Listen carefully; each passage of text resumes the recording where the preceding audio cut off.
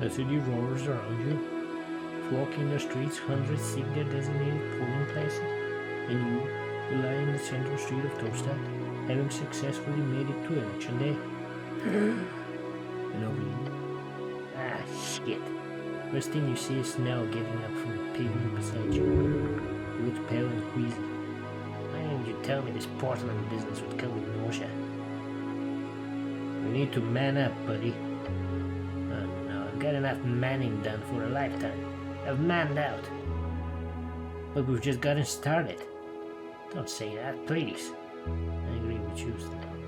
There have been enough men who swung around this day. A joke? From the celestial ice queen? Looking to you, the tear rises from her red once more. She looks undisturbed by the plane shifting. I should also mention, I'm glad you're alive. Both of you.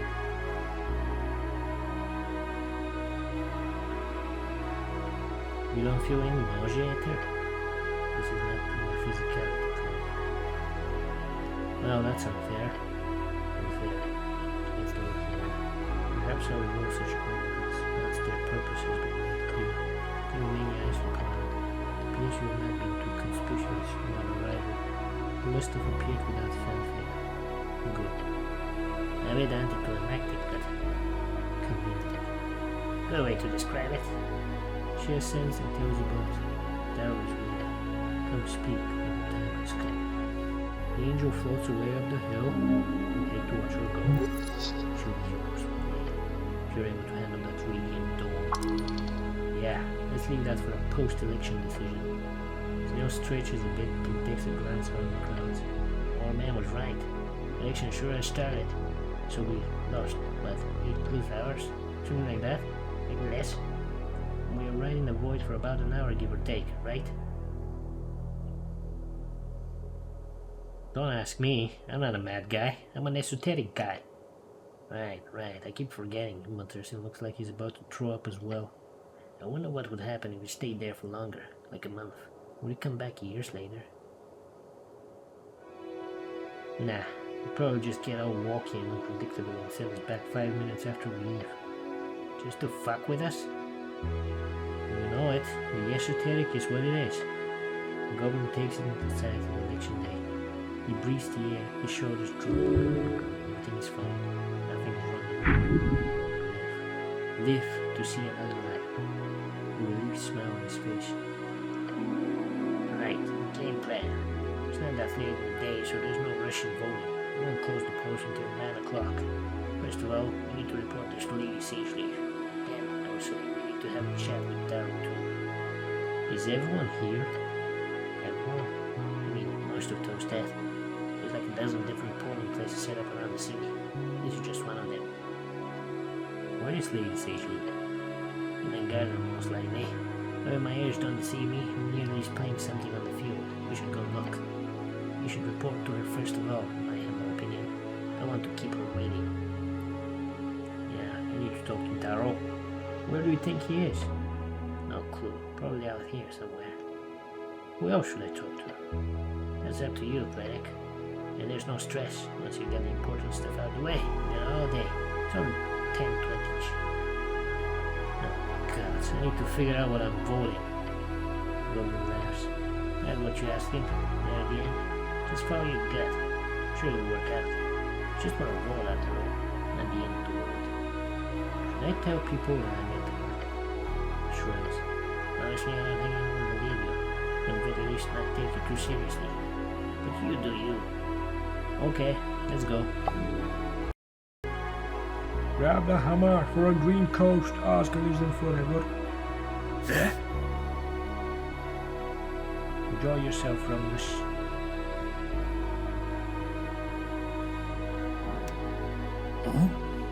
Oh, look, Romulus. He's the Cleric of Norvik, come to bless us once again. Aren't you just a darn lucky charm of a human egg? Slaps you on the arm roughly. I actually met with one of those ancient snail people. What? Yeah, you should be around here somewhere. A fellow called Iskirm. Not the grin.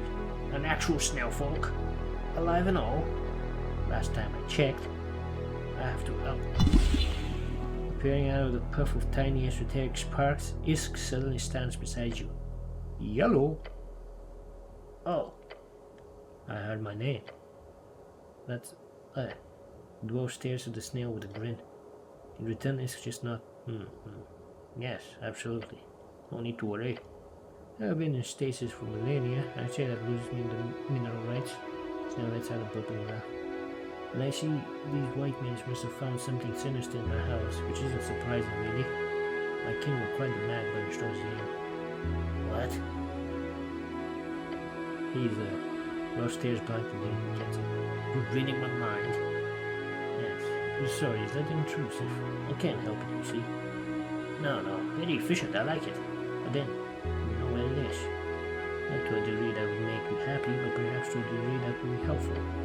You see, my good dwarf, I do seek certain artifacts that could be found in Tower Monk. Perhaps we could collaborate.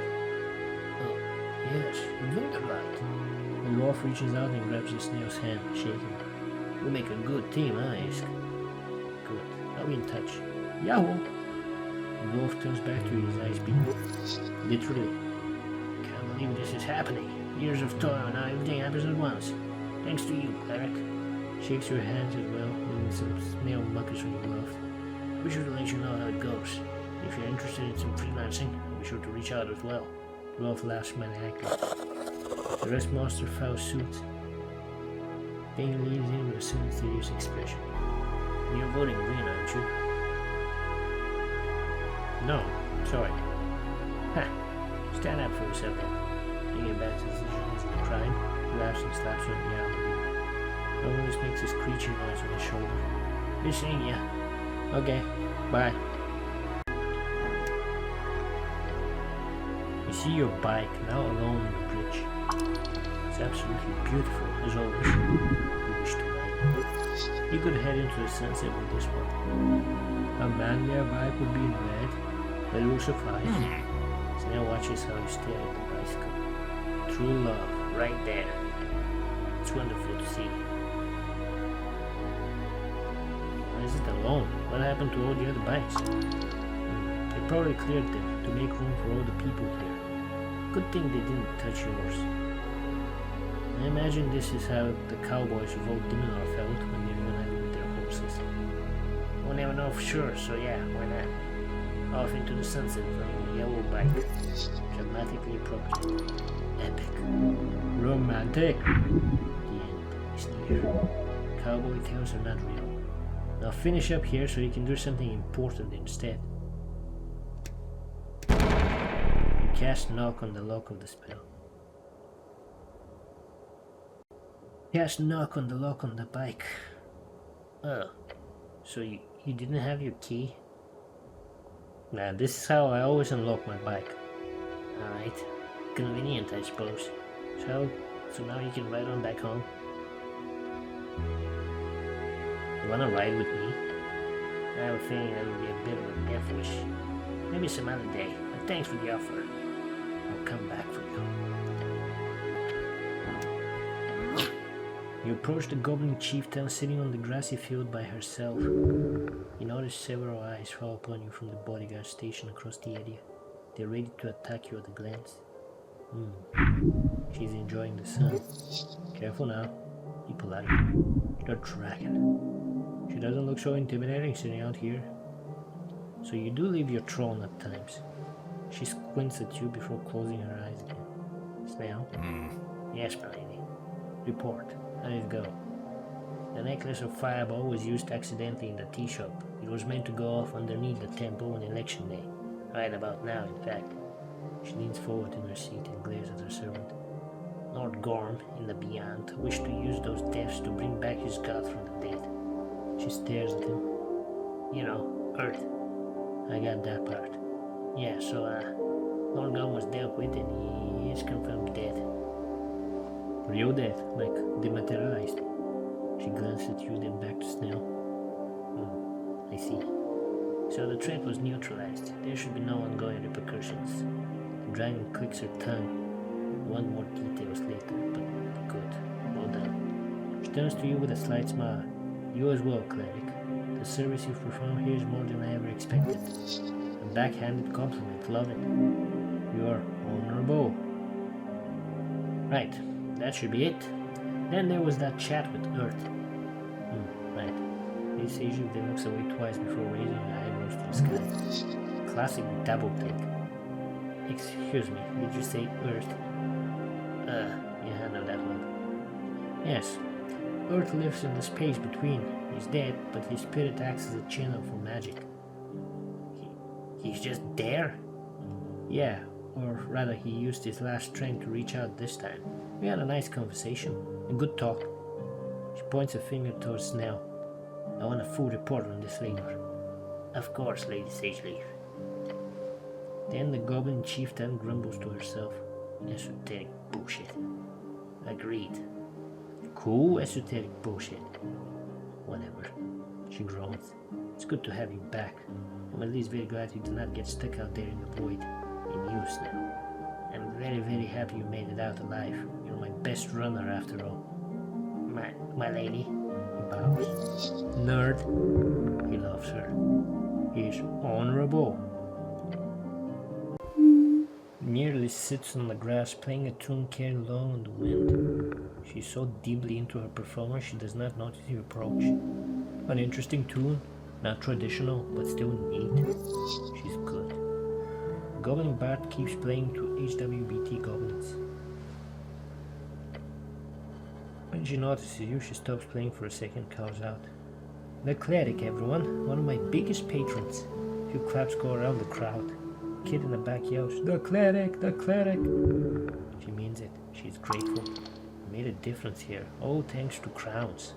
Though you did donate a bit much, don't you think? Not worth it. Look at how they love you. Then nearly begins playing again, saying, "This one goes out to everyone who supports my dream." They're all spellbound by the melody.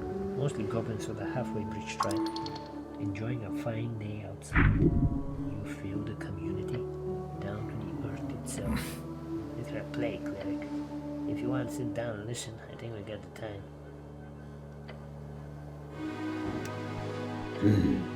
Well, look what Snell brought back. Is the human lantern. One piece too, very impressive, I know.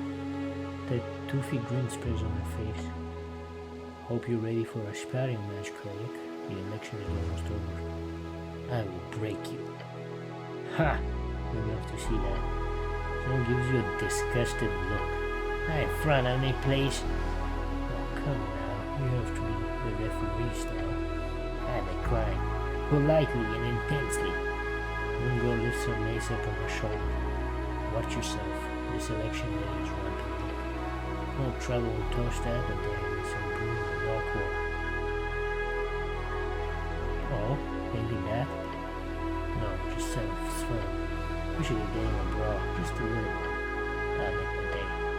Well, the Cleric would love to do it now, but we really don't have time. Boring. Yeah, boring.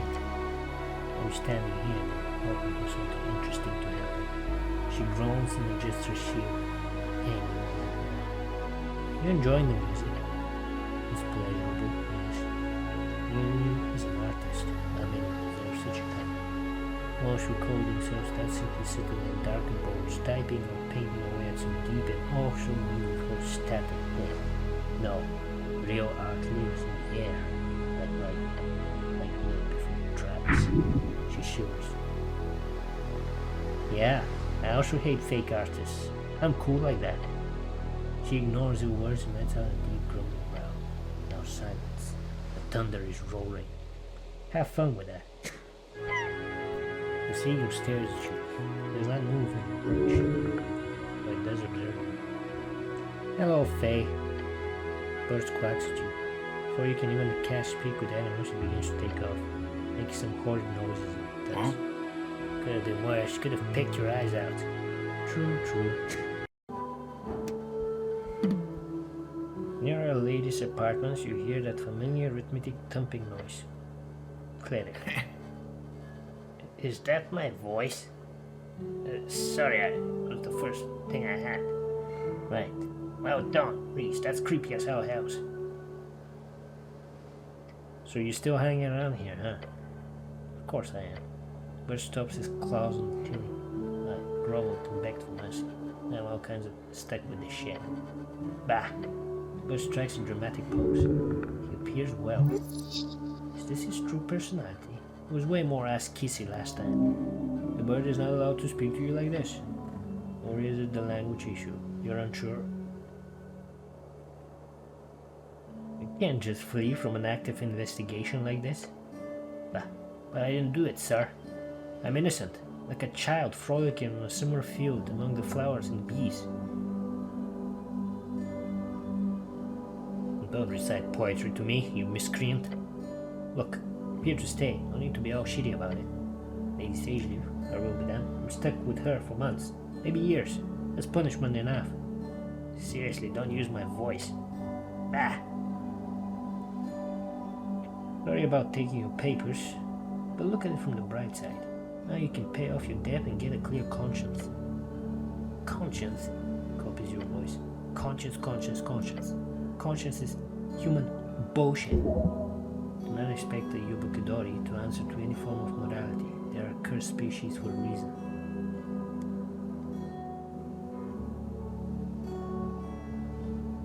You make a bad name for every Yobu in the city. Though I only know of you, if I ever meet another one in the future, I'm gonna have all sorts of negative stereotypes in my mind, all because of you. That's not okay. The bird lets out an angry grunt, sounding like some type of thick woven fella. I'm gonna be here for a long time, so get used to it. The halfway's handled his secret cache, right? Yeah, I got a message about it. It's all collected by now. Some went through official channels. Some. Stop! It's gonna take days to go through it all in a safe way. You let the city handle it all, take months. Don't worry, Mr. Drummer. I'm sure the old lady will ask you for some help. Fine. Take them. Bird stares at them as you place them in his sharp claws. What? I thank you. Puts them away. I'm very grateful. Sorry for being an asshole. Well, I did steal your passport, so I get it. The bird immediately starts bowling away from you. Well, they will be a bit pissed. I get it. One less problem to deal with. Fuck that guy. Indeed. Somewhat talkative dwarf. Dwarf ignores you and whispers to the goblins. The storm calls to us.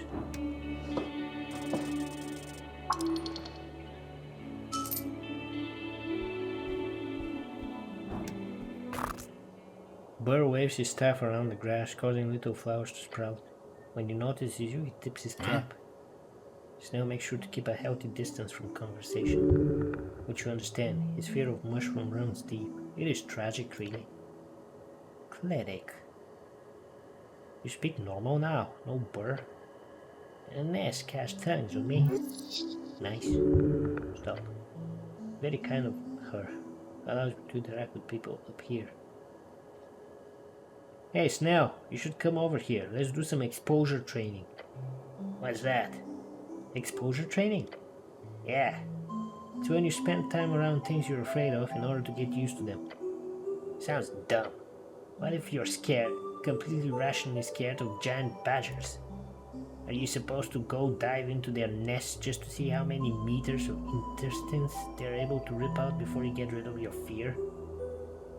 Are you planning on ripping out my companion's intestines? I have no interest in that. He says he's not interested in that. Yeah, I can hear you. No offense, Mr. Burr. I'm just really not a mushroom kind of guy. That's okay, I really don't mind. I bet if you want to try that exposure technique later, I bet Ness would love to get close to you. Despite the distance, you both hear and see the goblin shudder. I'll think about it. So polite. Anyhow, hello. Nice to see you up here. Yes, it has been a very long time. Not nearly as bad as I remembered. Potentially it's simply because the weather is quite good on this day. But we'll see. I probably won't stay too long. You checking out the election? I am. It's very interesting. Reminds me a lot of the hive-minded people I've interacted with over the years. For the people to sway the course of the colony, it seems like wisdom, but it could backfire depending on the general level of intelligence and individual wisdom of the people. Mushroom speaks true. People are way too stupid to handle democracy. You must believe in people. They get what they deserve. Liberty for all.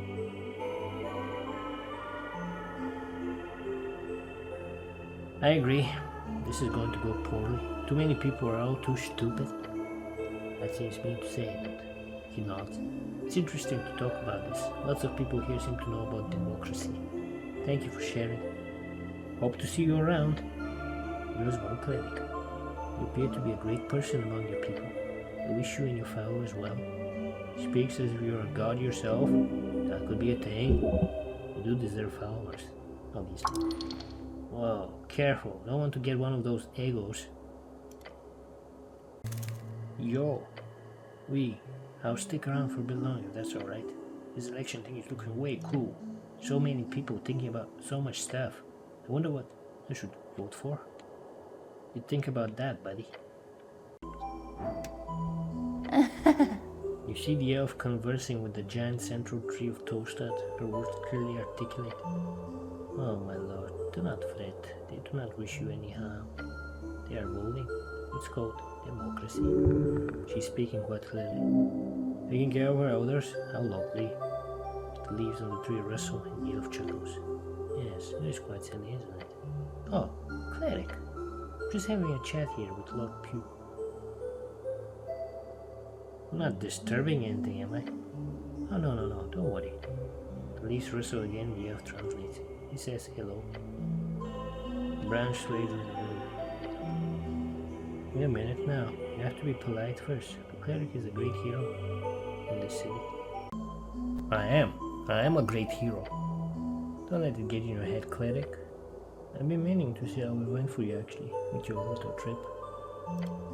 Yes, that trip. Lord Pugh here saw it all. He sees most things around here in fact. So he is interested too, aren't you? Mean puny. It went well. Almost died, but that's usually how it goes, with most things. Snell listens to your description intently. Interesting. Communion of the primal strings in a little avatar makes it clear that this terminus of the tea shop has been calmed as well. You should feel proud, Cleric. That is an accomplishment. Yeah, Snell did a lot of the lifting. Oh, did he not? I mean, yeah. Maybe we should leave the two lovebirds to their action, companion letters behind you. Stands quite a bit away as per usual.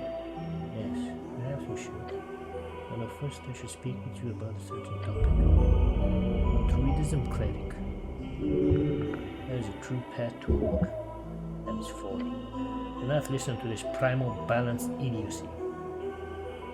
That sounds like my kind of ism. It has no real foothold in Norfolk, but we have a monthly meetups in various parks around the city. If you wish to partake in the next one, you have my official invitation. I would love to join. Nature is awesome. Wonderful. Be sure they get enough pika for all of us. Pika, a dwarven term for tea and cookies or something else sweet, usually used to take a break during work, to the dismay of employers everywhere. Yes. We usually discuss primal incidents, how to keep our packs in below areas safe from expansion and so on. I'm sure they would be interested in hearing about the tea shop. Some people expressed concern over it was primal or elemental related. I'm glad to see you there, Cleric. And I hope you two enjoy this election day. You've earned it. She smiles. A creepy smile. A good elf, rare breed. Snell clears his throat and looks awkward. Time to go then, Cleric. He's standing quite a bit away from Nissan as always. I've been meaning to ask, Snell, but why are you so scared of mushrooms? Where does it come from? Not scared. It is a rational aversion. Ethan chuckles, a deep chuckle. We can probably dig a bit here.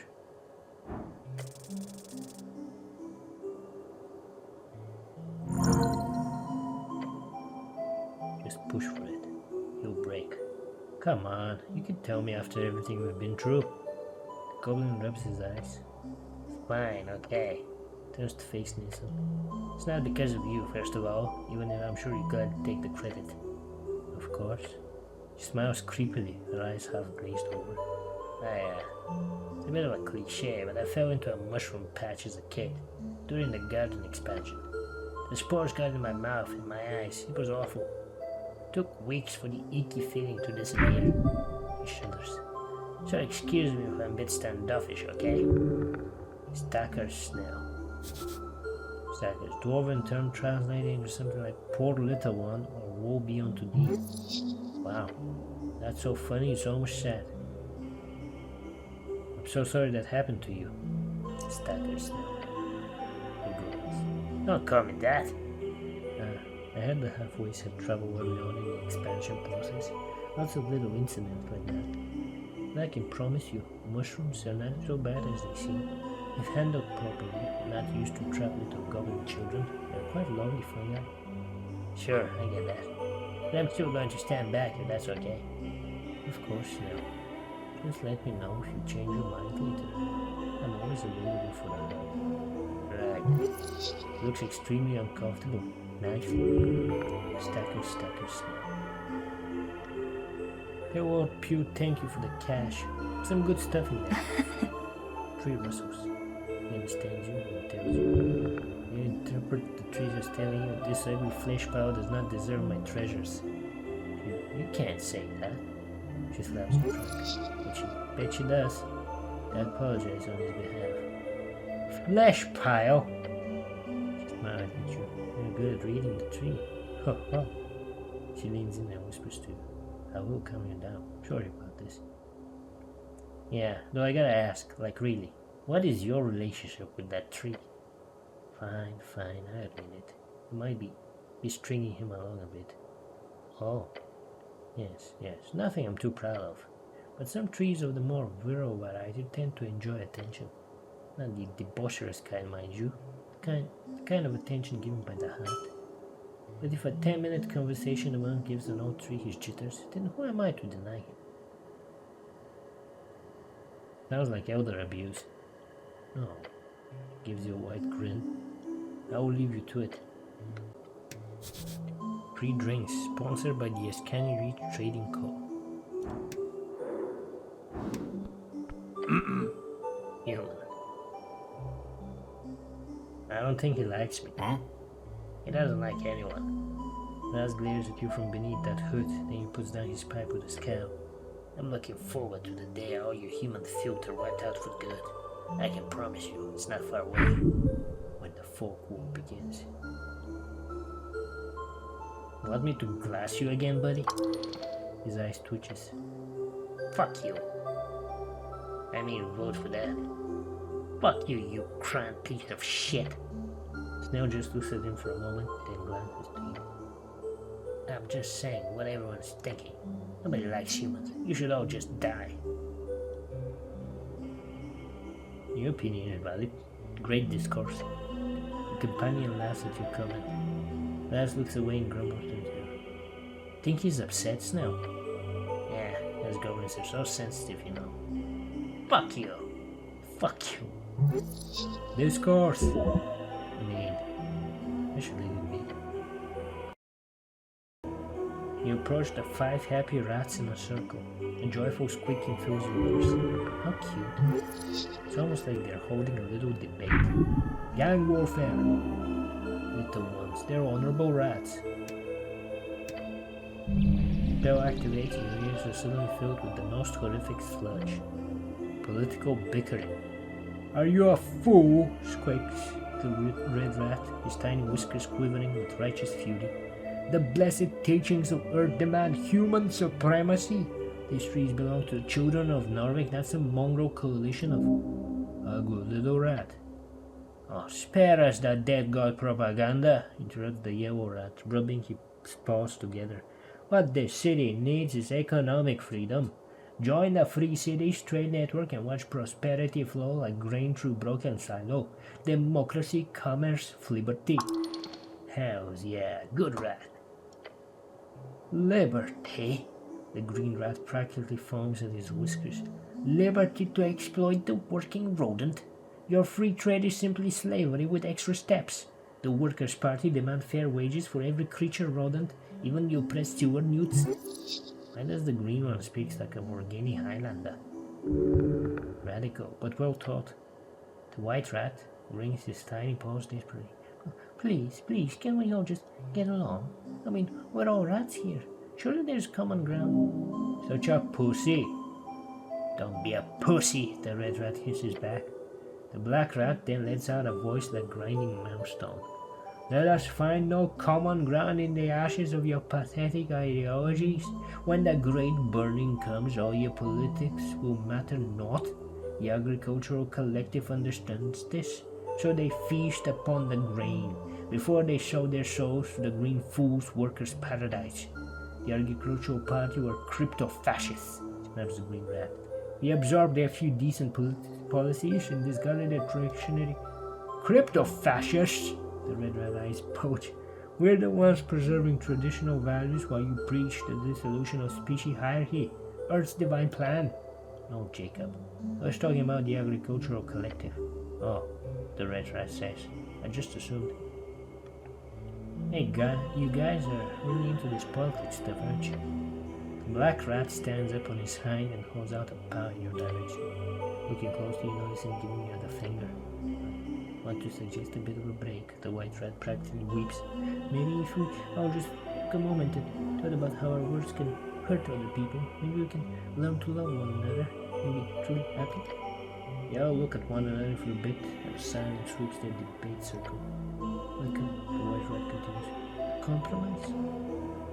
Compromise is weakness, red rat shrieks. Compromise is exploitation, the green rat shrieks even louder. Compromise is bad business, the old rat shrieks the loudest of them all. Is business how you think about? At least I'm honest about profit motives, supply and demand, natural selection of ideas. Natural selection, how quaint. I once believed in the sanctity of grain stores and carved cycles. Now I see the truth, all grows rotten in the end. Even your precious democracy, Frankie, will crumble to dust. And you could just find a middle path, compromise that respects everyone's. Collapse is inevitable, the black rat whispers ominously. The five rats glare at each other with the intensity of creatures who have been having this exact argument for approximately 17 consecutive hours. The green rat adjusts his tiny worker's cap, which is actually a bottle cork. Look, the material conditions of sewer hierarchies clearly demonstrate. Now stuff your material conditions up your burrow. The yellow rat waves a dismissive paw. The invisible paw of the market will sort everything out. Competition breeds excellence. Competition breeds rivers of blood, the black rat intones darkly. I have seen the field burned. The granary is empty, the hope drained from farmers' eyes like blood from a punctured grain sack. Okay, seriously, the green rat says. You need help, Marky. I don't think you ever got over that incident. Yes, perhaps that is true. But therapy did not work, so I will never see the light again. White rat tries desperately to change the subject. Has anyone considered the weather lately? Only weather for unity. The weather is a manifestation of Earth's displeasure with foreign influence, that rat practically vibrates with theological fervor. These unreasonable rains are clearly punishment for abandoning traditional rat values. Actually, the yellow rat smirks. I've cornered the market on umbrella futures. Rain is fantastic for business. While the working rats get soaked, the green rat pounds his tiny fist, having forgotten his talk with poor Marky. Typical capitalistic exploitation of natural disasters. Let them all drown, the black rat murmurs with satisfaction.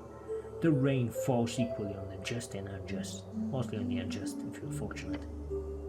The cacophony reaches a crescendo as all five rats begin squeaking simultaneously their tiny voices, creating a symphony of democratic dysfunction that would make any Redzenian parliament proud. Eventually the time on the spell runs out. The squeaking turns back into actual squeaking. Finally, some peace and quiet. You really sympathize with the white rat. I should go. Approach the crocodile man, a deep growl coming straight from his stomach. The sound causes you to shiver. You know he's hungry. Craig does not often visit city during day. Not so many good targets. A few, he says and nods. A few. Great hungers.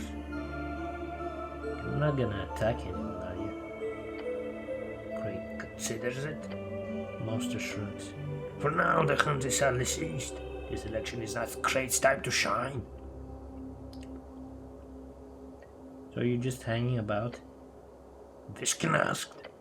In case of trouble, he asked. Craig to, yes, hang about. Craig hopes there's trouble. He mouthed truth. I've been meaning to ask, what is in those slug dogs anyway? Crocodile Man stares at you for a moment, then shrugs. Depends.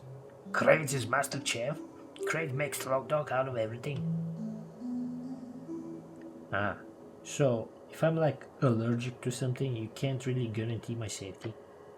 If Cleric is, as you say, allergic, then Cleric does not have constitution for life anyway. Might as well die. I agree. Cleric is wise. Shrugs with a grin. Good day, Crate. Hello, Cleric. Hey, are you voting? I've already done so, yes. I'm an early bird. Oh, I never need to sleep. He looks at you for an uncomfortable amount of time. Then he says, same. Then squints his eyes in the sun. We'll schedule a meeting with you, Cleric, about your trip to the beyond. Oh, that information will be highly valuable. Tell him. The knowledge and perspective he can provide will be worth it. I met Earth. He reserves you. Repeat that. Earth in the beyond. I met my god. Stares at you blankly, then looks at the sky. The goblin shrugs. Come by the Lich House tomorrow. I must know more. I must also thank you for completing this quest of yours. How do you know I completed the quest? You escaped from the beyond alive, Cleric. That implies one simple thing. We dealt with whoever was on the other side. Slowly raises his hand before informing him to thumbs up. Well done, Cleric. You have been an exemplary government employee. Oh, see you soon. Yeah, see you. Kobold stands in the corner watching over the area with the eyes of a hawk. Let it go. I do not want to talk, not to you. That's rude. Why are you so rude? You are rude. Have you ever looked in the mirror? Rude face or Cleric? You can't see my face. I have a helm on. No. I know you're ugly on the metal, very ugly. Stick and stones may break my bones. That is true, but it has nothing to do with conversation. Stupid Cleric. Kobold grows at you. Cute. His eyes suddenly light up. Wait, did I remember? Milk run. Uh-oh. Cleric. Need to pay 10,000 crowns now. I wasn't able to sell any of the milk though. Of course not, because Cleric is stupid. I'll pay. No.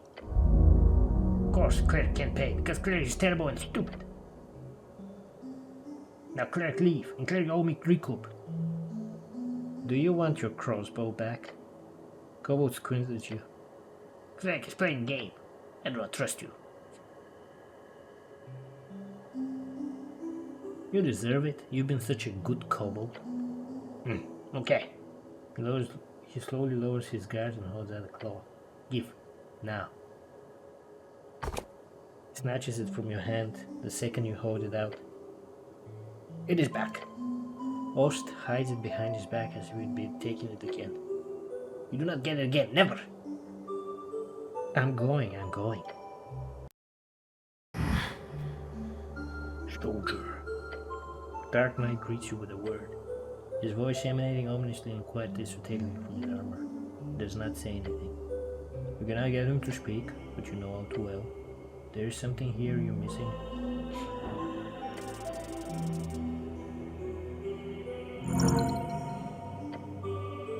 Wait. What? By the gods. Look at his armor, his axe, the way he speaks. He's a paladin. One wrought in rage and darkness, resurrected by the skin. Yes, a shade of an old icon. And you know which? Oh, got it. Yes, Borgo Darrow, the one and only. His corpse must have been stolen by the foul Pelme. Borgo Darrow.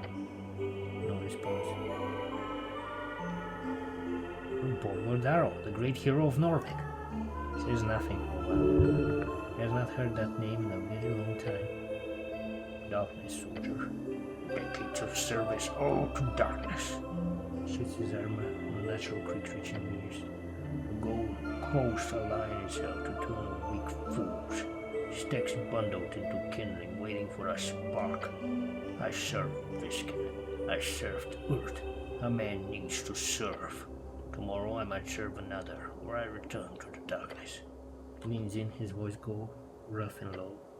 I am a shade, soldier. I exist to serve and vanquish.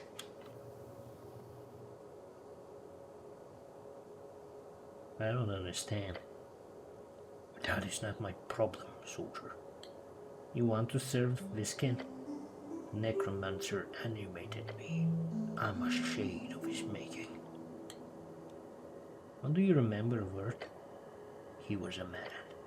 He brought great things to the lives of man. I served him well. You fought during the conquest. You killed trolls. Foul beasts. They were good combatants. What do you think about Earthfolk today? They're weak. Their choice will haunt them. I care not to watch. What do you think about your descendants? Magister Darrow is your what? Great grandson? Care not for their trifling. They're a clan of spoiled weaklings. An embarrassment on my old flesh. Oh God. That's a condemnation if you ever heard one. You will like your great-great-granddaughter though. She's an evil warlock assassin. Oh, what? Yeah, she tried to kill me multiple times, with dark magic and everything. Multiple times? She failed at killing you? They really are related, aren't they? Like father, like descendants. I'm not that easy to kill. What an embarrassment. Damn, that poor girl. No wonder she turned out to the dark side. Her entire lineage is all judgment and no nurture. I actually spoke with her just a while ago. He snaps his head in your direction. Oh shit. His stomach stirs. Speak, soldier. I met him in the beyond. He's dead, but his spirit remains. What is? Tell me, what does he speak of?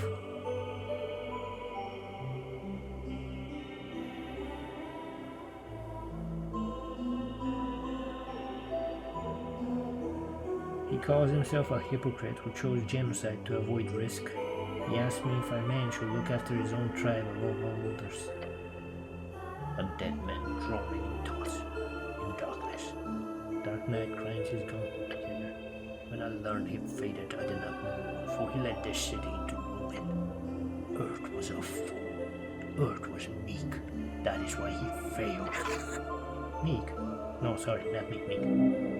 Heretical language from a shade of a man. Orgodaro has fallen into despair and the soul that is left of him. Leave him in his roving. He's watching us, Lord Darrow. Always. He's silent for a bit. Ominous. Leave me, soldier. This time will soon come. His voice turns into a whisper, a wind upon the wind. The reckoning at last. Listen. Death is on his mind. Blood and death. He speaks like a slogan machine. You spot a familiar skull perched on the crumbling edge of the ancient snail tower overlooking the river.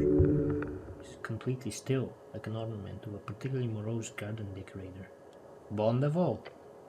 Cleric. Skull spins to face you, James Lincoln. Come, sit with me. He gestures with nothing. Seems to think he gestured. What are you doing out here? Taking in the view, obviously. Yes, obviously.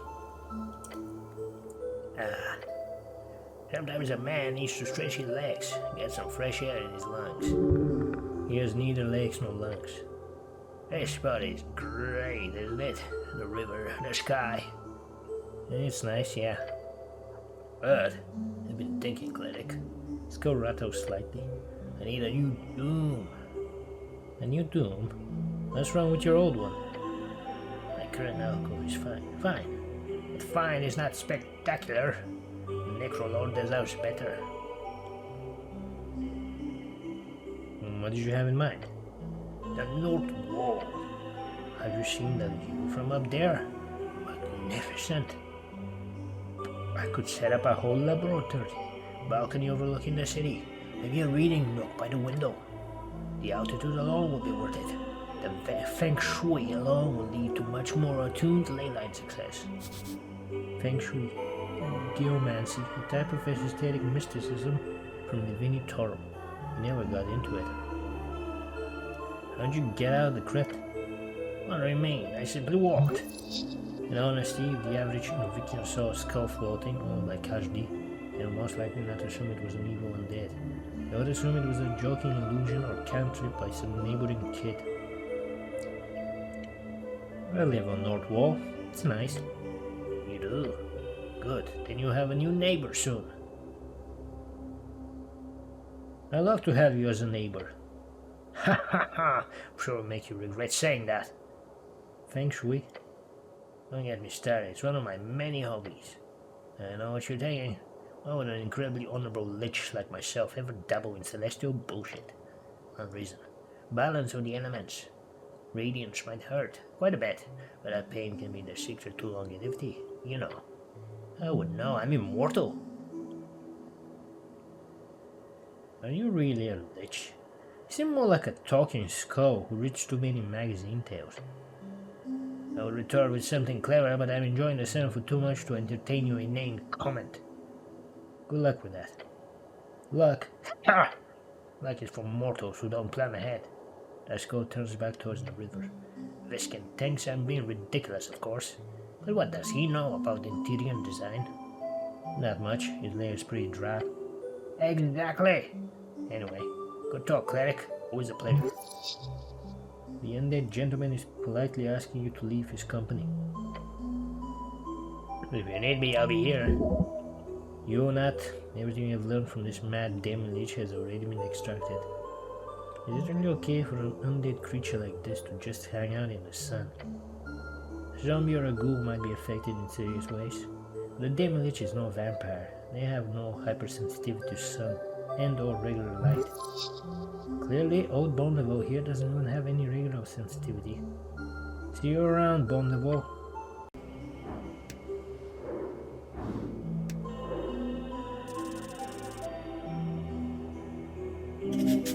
Power of the Holy Mountain of Divinitorum. She hates you. That'll do to your blood origin. Maybe there's something else. Ah, of course.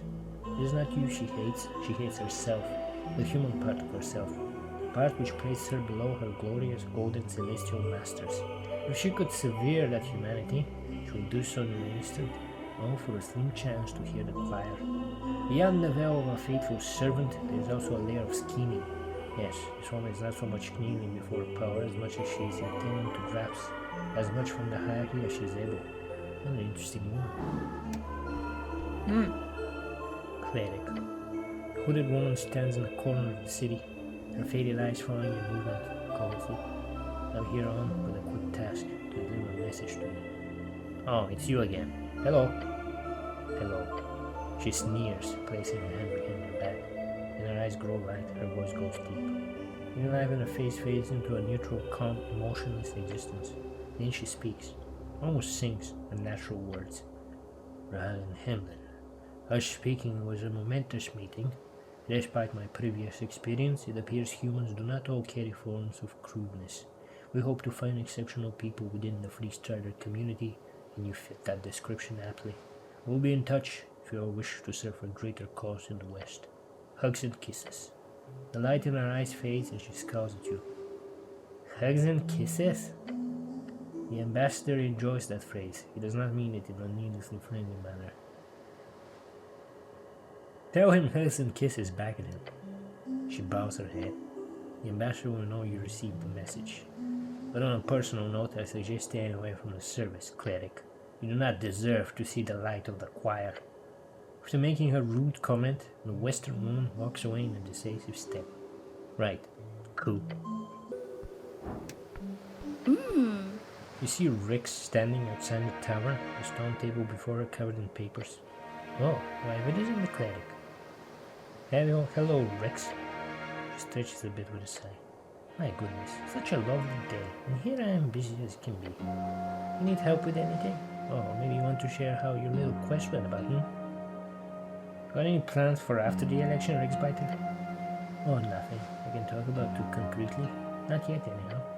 I got a few expansions planned. Currently the third place business is covered in housing in the palace, but Northwall is quite ripe at the moment. So I'm thinking of taking on something new there. I got a few potential locations scouted out. Northwall? I live there. Hello there. Don't tell anyone you heard it from me, but there are plans for a new living complex on the upper dungeon floors. That means there will be lots of foot traffic. That means a lot of thirsty people. Anyhow, it's all just ideas and concepts, for now. Depends on who wins the election too. Hopefully the free striders. That should make my plans easier. What about you, Lisa? Any plans for the future? I only just started to think a bit about it, but the spider gives her a fiendish grin. It's quite the idea. Cat cackles. A nervous cackle. There's no mega coven in Norwich. That would change with the election. Potion brewing focused on scanning resources. That would be a big business. There are many hacks attempting to form something. Lots of intrigue going on behind the scenes. Now I believe our dear Lisa here will be an excellent CEO. She's terribly skilled. She's got freestrider contacts. Her CV is about twice as long as my life story. I have to actually join a coven to do that. Biter dwells out here and makes her comment off. Just make one. Going the communal socialist route of sharing and caring will only result in infights and power struggles. We can totally get you some funding. The Haglites will come dropping in like vultures afterwards. You'll have a mega coven in no time. Always the optimist. Fake it till you make it. She winks at you. Till, god of beasts, tannery and trade among the Viking folk of old Dinlor. She's seen as a forgotten god in the post-war era. Only very old earthfolk invoke her name these days. I have no opinion on this, but I feel the need to comment on it anyhow. They both stare at you. Wow, thank you for sharing. So you're okay leaving your hiding place, Lisa? Yes. The omen appeared to fade once you left as Cleric. Whatever you did, it removed the stink of blood and guts upon the strings. Lucky that. Hate to see anything bad happen to Norway's most prominent freelance hack. So nice of you to say that, Rix. I know, I'm a doll. Have you voted? She lets out a dramatic, exasperated breath. Hell's bells, I completely forgot about it. Voting was the last thing I've thought about today. She's got her eyes on prize. Prize being economic prosperity. But yes, I should go and toss in my card. Hack, however, raises her hand and says, I voted at dawn when they opened. For the agriculturalists, of course. I like their manifesto. They're a bit too small business-minded for my preference, but not bad. I'm head inside. Oh, you can't, we're close. Don't worry, I have a key. Finn thinks for a second and snaps her fingers. Right, Moses. Just don't go losing that key. Moses is allowed to hand them out according to our contract, but I'm the one who has to pay to replace the locks. So don't go dying in some cave somewhere. It cost me a fortune. What if I die via total body disintegration? That's more okay, as long as the key won't hit you, but she sighs. Just forget I said it. See you around. Big party outside. You sad about being stuck inside? Oh, not at all. She pours out, lifting her wine barrel. She takes a swig of wine. I have a good feeling about this one. This ongoing change, it feels different. Might just be my superstition, or perhaps how these people I share my lair with these days. But I like this era. It's interesting. The Sphinx puts down her barrel. Or maybe it's the wine talking, she says with a mysterious smile. I agree. It's a good feeling era. You'll only live for 30-something years, human. Not until you've lived through 3 eras, then you can comment. I'm 27, actually. Oh, interesting. She sips on the wine. As old as the era, huh? How prophetic. Yes, I have destiny on my side. If it helps. Anyway, how did your little planeswalk go? Went great. Good to hear. I figured that emerald would work wonders. Been a while since I handed out a key like that. Anyhow, how did it go? I met Earth. You did? How is the old badger? He's good. Dead, but good. Good to hear. Sad, but good. I'm just happy you survived. Going out beyond isn't exactly the safest hobby. She finishes her bottle of wine and lets out a sigh. What a lovely day. I think I'll have another. I'm in a very good mood today. She's so drunk she's doing the opposite of speaking in riddles. Did Iskaran come by to see you? A snail? Oh yes. Haven't seen one of those in years, literally. He came by here. He did. We had a lovely little chat. I saved him, you know. Oh, I heard. She laughs. Sounded like he wished very much to revisit me in the future. I'm looking forward to it. You haven't changed your mind about that, you know. No, Cleric. She gives you a wide smile. I have not. Good try. You sure you're not voting? I'm fine, truly. You're not lonely down here? Oh, my sweet Cleric. This place will be packed tonight. I'm just enjoying the silence while it lasts. See you around, Osis. The merman landlord is fishing in the river as per usual. He acknowledges your presence with a grunt. He grunts again. Remember that rock you caught? I shouted yard, yes. Just after you left, I got an actual catch. How big one? Goes out his stick out to show you. 7 foot thick. Got one hell of a dinner that night. I'm jealous. I'm assuming your dragging up of that rock must have caught it full. Something my gut tells me that, so thank you for that. He grunts neutrally. Aj, takiča. Duša Ježíš boju, čini tukaj jamar, nekhovší v soncušu. And biti zrak, ein krasna my shake. Right morning. She's greeting you and talking about being occupied. She's speaking in tongues. Oops. You're not having a stroke, don't worry. I don't think you understand me right now, do you? She taps her hand together with the side. I said, do you understand me? She waves her hand. Yes, now? Yeah. Great. So, thanks, Mr. Ballard. Great to see you again. A big spender of a customer. Thanks to you, my supply is entirely dry now. The last wares went to some election. How much did you spend? Lots of random stuff, clearly. She bows her head to the ground. Thank you very much for your patronage, my dear woman. Do you know what a deck of militants is? Of course, classic. Lots of those mythical tales floating around from around the Fade era, I think. They're all lost to time now, they say, but I've heard rumors of one or two hidden in some private collections. I used one just a while ago. Really? In England? Of course I did. I'm the Cleric. Find that highly impressive, warrior. We'll make sure to find you later, to force you to indulge this tale of yours. That I promise. Enjoy your time in Norvik. Oh. Fancily dressed free strider strikes a pose as you approach him. Takes a deep whiff of the air and exclaims, "Oh my golly, what a beautiful day for an election!" You appear to be enjoying your freedom. You betcha! Tim glances at you nervously. Just don't punch me again, you hear? It was payback. It's been paid. We're cool. Right. Cool. Lifts his chin. I've been present at over a dozen first elections across the coast in my lifetime. I've seen the populace embrace the free strider ideal, free trade, democracy, prosperity, liberty for all. We're celebrating it pretty good, huh? Oh yes. Free striderism is built on such a core concept of freedom that it overcomes cultural barriers with ease, you see. But here in Norvik, it's even grander than usual. It's like a powder keg just waiting to pop off into a wonderful cacophony of prosperity. Maybe powder keg is a bold choice or similar, but still. Yeah, it is. He looks at towards the pool on the side. Oh yeah, anyway, did you ever catch the smoking invisible man I mentioned? Oh, Lord Gorm? Yeah, I found him in the beyond. Wait, isn't that? Yes, Lord Gorm, the paladin of Norway. He was the one behind the explosion.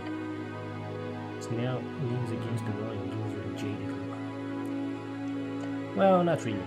He was trying to blow up the election actually, with a necklace of fireballs he got from the Elam, but it went off prematurely in the tea shop that day. Oh, he was doing it to resurrect Earth, which maybe could have worked.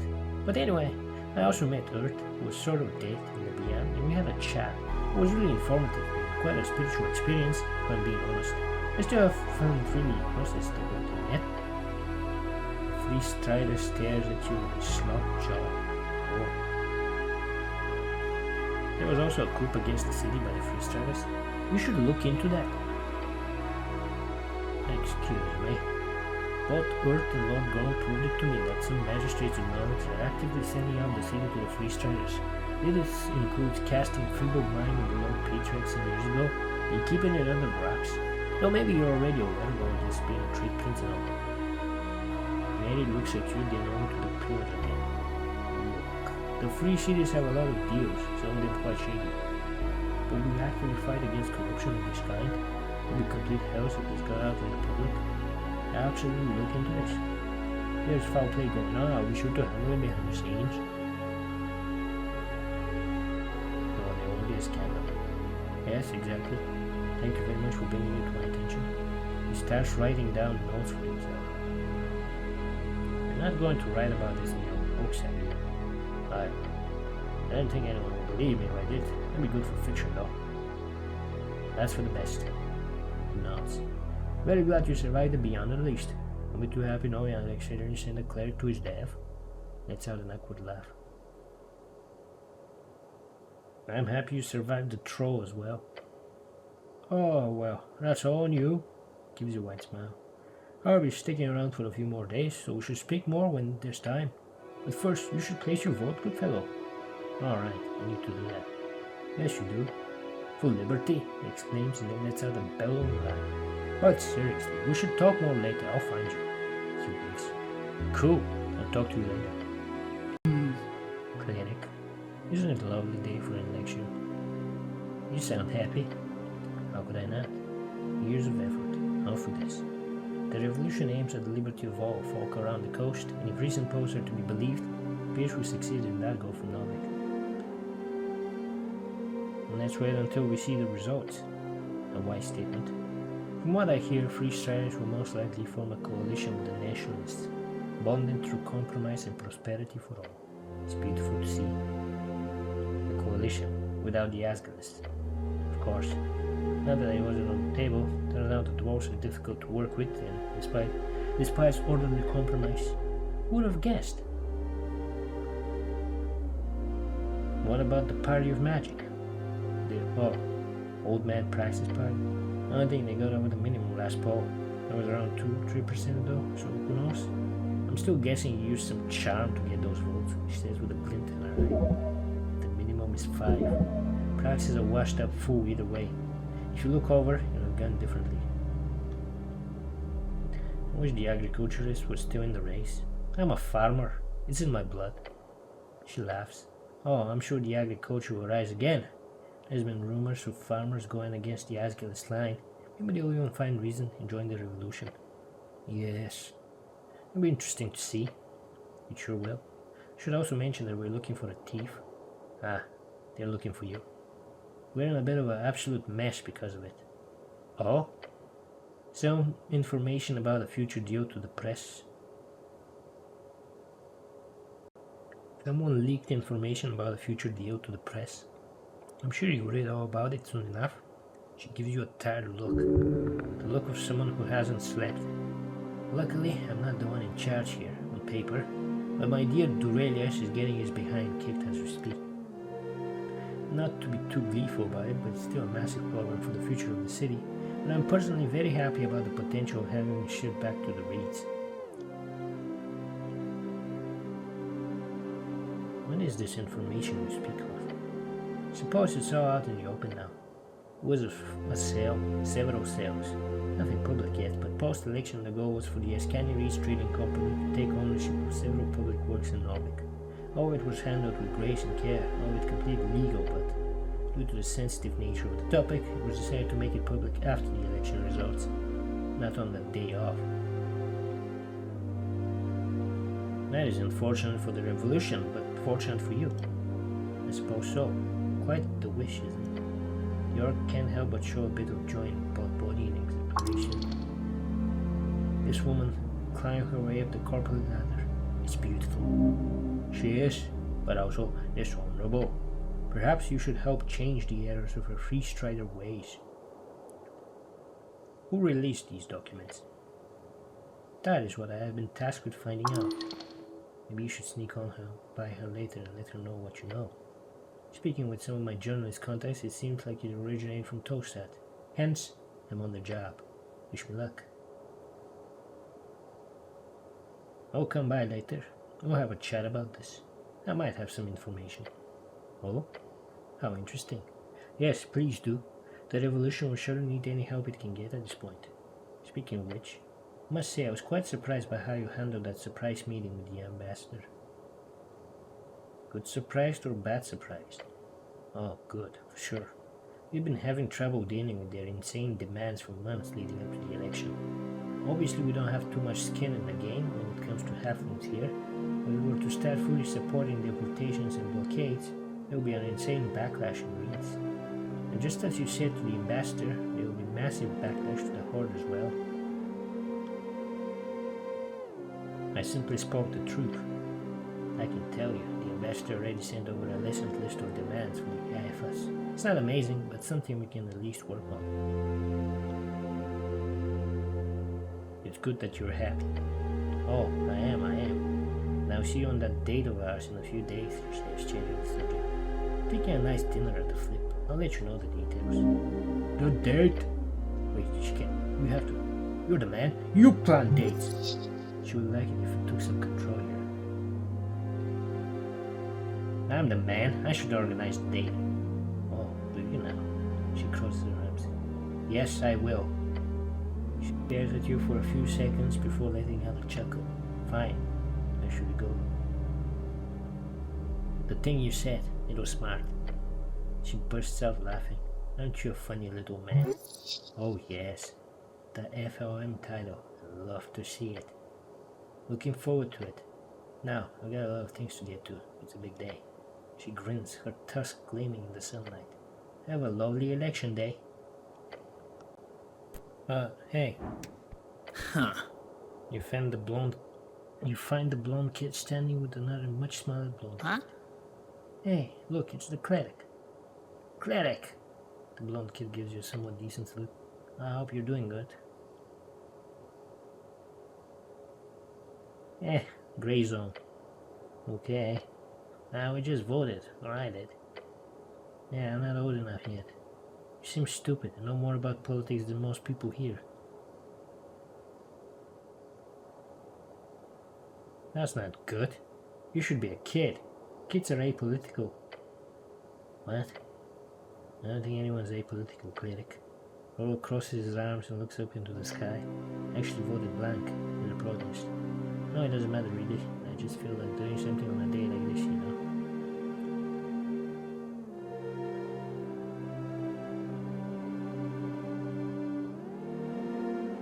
Yeah, it's all corrupt. Let's burn it all down. Yeah, or, shrugs. It's hard to think any other way after what you saw.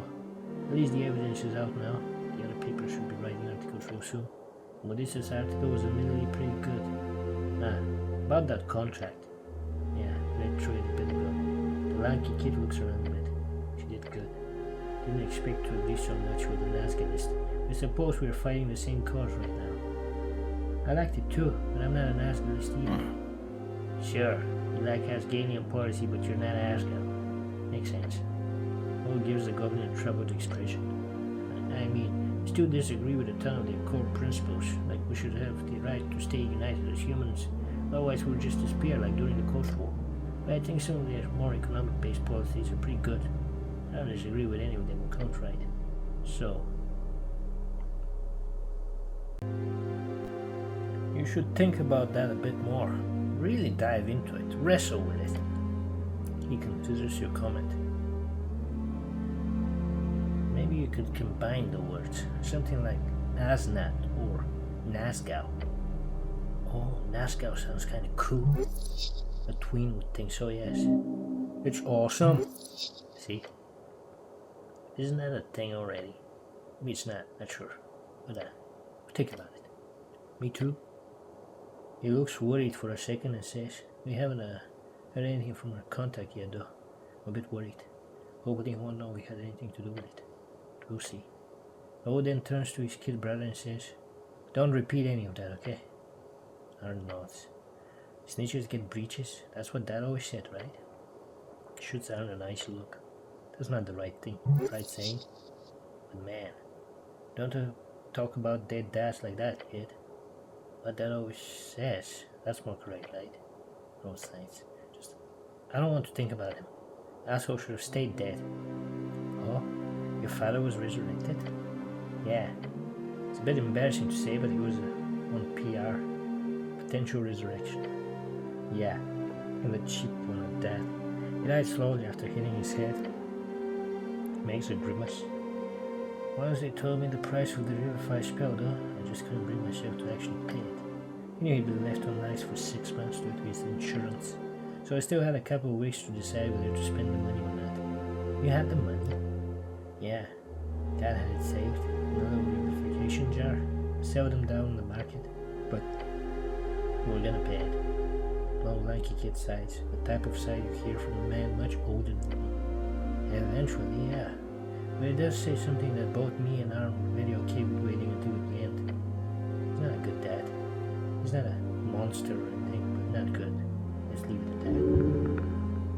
The level of terribleness could be assessed as slightly better than violent assault and slightly worse than general narcissistic activity. Surprisingly good assessment from the green one. Thank you. Did he get home? He did. Wasn't pretty. Wrapped in a tarp, screaming and ranting. His mind was probably still gone from being dead for so long. I told him to get lost, already taken over the contract on the apartment. Threatened him with a legal case if he didn't get lost. He'd given him all his clothes and stuff before. Wasn't all screamings and fights. He eventually just took all his stuff and left. He seemed sad about it? Maybe a bit when he tried to gain sympathy. Mostly he just seemed mad as per usual. He also said a very special looking cleric resurrected him in the Lich House. Was it you, cleric? Whoops. Blonde kid lets out a tired groan. Well, you saved us 300 pieces. That and the effort of having to actually go there and pay someone to resin.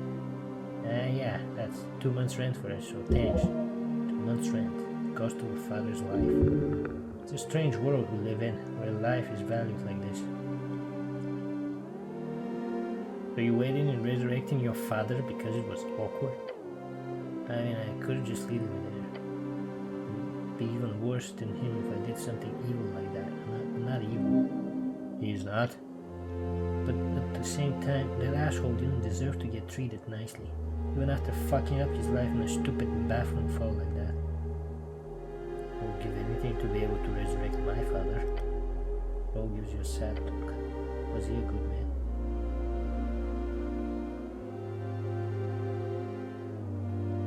He fought a troll to save us all. Roll and Armball look at you while you stare into them. Well, our dad's a cunt. But I guess that's how the world works. Some cunts get to live, and some good men have to die. Would it be awkward if I asked for those 300 crowns back? Yes, Cleric. Yes, it would be. Good luck handling that mess. Thanks, Rose says with a chuckle in his throat. And gives you a toothy smile. You can handle any mess. Damn right. Any news, kid?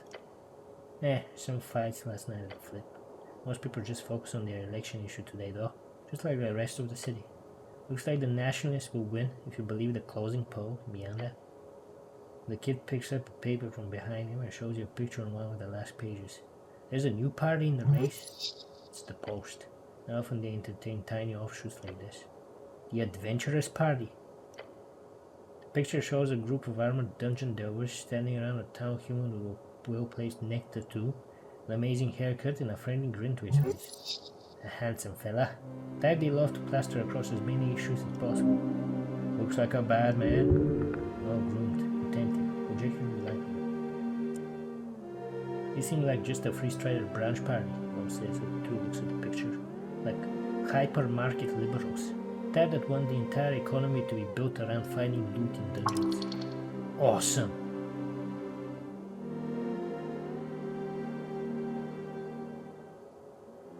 I don't know why, but I hate this guy already. I guess so. Snell laughs after taking a glance across the article as well.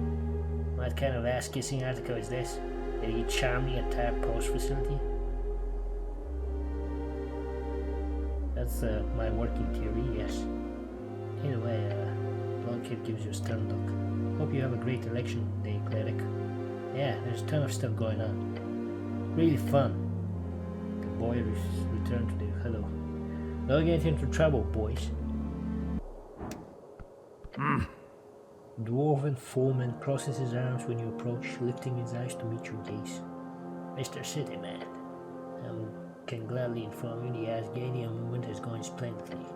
And you, he says with a grin slapping on the arm, you've helped quite a bit. No problem. Wolf grins at you while nodding 3 times. Happy to have you on our side, Cleric. Any case, we've got our duty to fulfill here in the last moments before a new awful green dawn. Make sure to put down your vote in a wise way for the future of the city. Wise, huh? As wise as Askel. A group of Asgard youth activists are handing out newspapers and chanting slogans. They're showing their value in the streets. One of them adjusts your glasses. Cleric. Thanks again for the ink. We managed to just before the deadline get each and every copy sent out across the city. The girl moves up a stack of newspapers with a grunt and looks at you. The election issue is going on well enough. But I'm still pissed that I had to change the article. It feels like such a waste. No angry customers, though. That's the problem. We want a splash, to be noticed. Otherwise, it's just another minor zine. Nobody will bat an eye at this. Odessa, there's still good stuff here. Our halfling friend mutters from the side. Yeah, I'm just saying. Getting a reaction is good. That's exactly what the youth Asgos are all about. Confrontation, evaluation, and intense debate. That's what Myron always said. I mean, she still does, just as a full when it matters her balls. Snaps her fingers. Right, then the breaking news too. The magistrate sending out what a name. Yeah, the article went great. It was an amazing idea to keep it an exclusive. Every kiosk in the city wants to stock the chant, only for this issue, but still. The copies went out on all the other papers this morning. We'll see how many of them really look up to it. There's already been talk about an official inquiry, especially now that the evidence is getting some broad scrutiny. Not abashed, so I won't speak too much on it. She cackles. I feel like I've already done well at now. All of a sudden she wobbles a bit to the spot and her eyes go, Odessa! The little friend grabs her in time and gives her some support she gets there. Oh, god damn it, she swears and rubs her temples. Thanks, Zerba. Have you been drinking, citizen? What? No. It was a long night, Zerba explains. Odessa didn't stop working until, well, we went here. Halfling taps Medusa on the arm with a rolled up copy of the chant. Not again. You'll get yourself killed if you work this much. Yeah. Get back to work, you two. The human grunts and clicks her tongue. You, she says. You better read a copy, then go spread the word. Asgardism is the future. We are the future of Asgardism. You got a license to hand these out here? She laughs. I won't give you too many compliments, Cleric, but you are funny.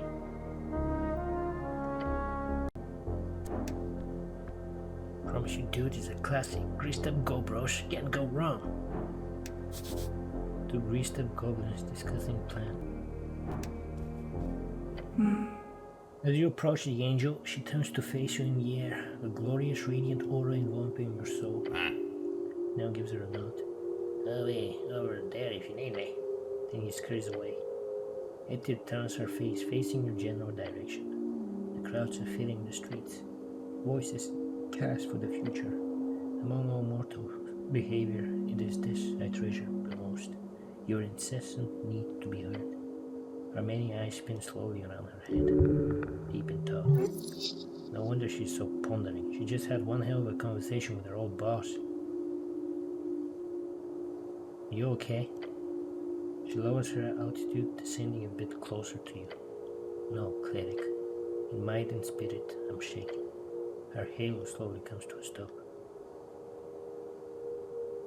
You should follow his advice, Etir. Be your own woman. Do you speak as the follower of this divine, or as a man?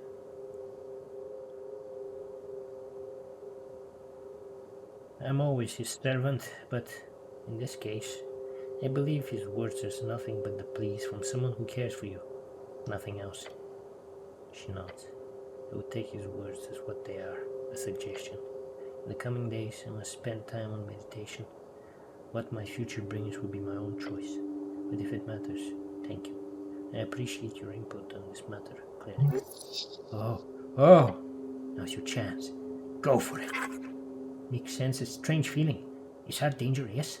Make not understand, but has to be careful.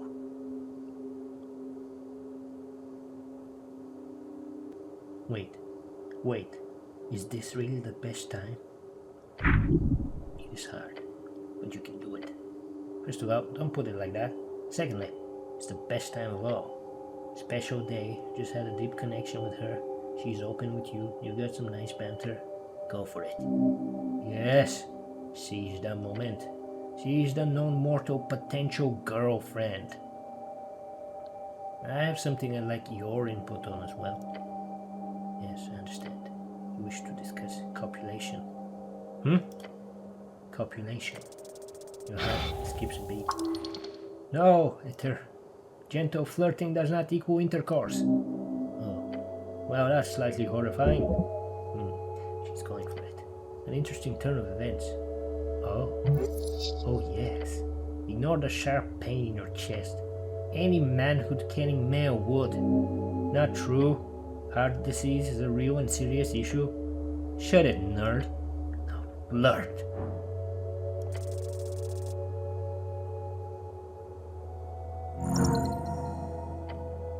Your eyes widen, nostrils flare. As you see the truth before your insignificant body and soul, the angel simply wants you to speak. Not because she needs you or even desires you, but because there's a glimpse of interest in her mind. An interest you've been building through many interactions. So speak. Speak? Yes, now.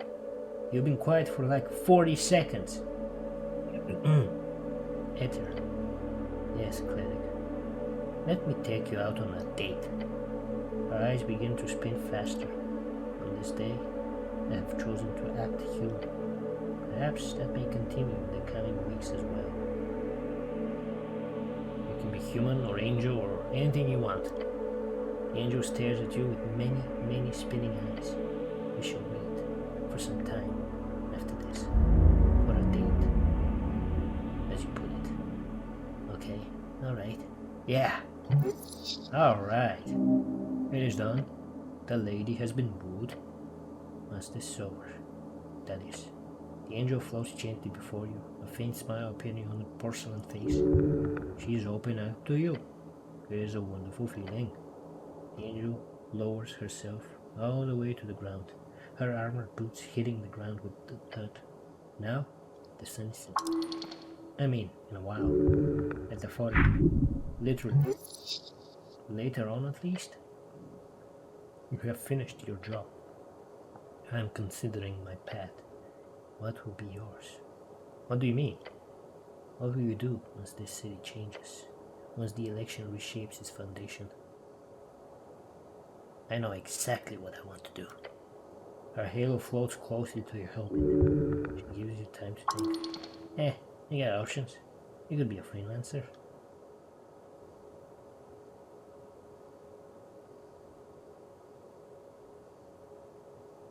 I want to study more.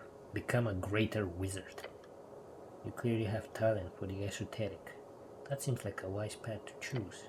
I will watch your path with interest. And I'll watch yours. Our many eyes observe you in silence as the roaring city around seems to fade away. You've been unsure which gaze to meet all this time. Those alien eyeballs rotating around and around, detached from her porcelain skin. But for the first time you feel certain.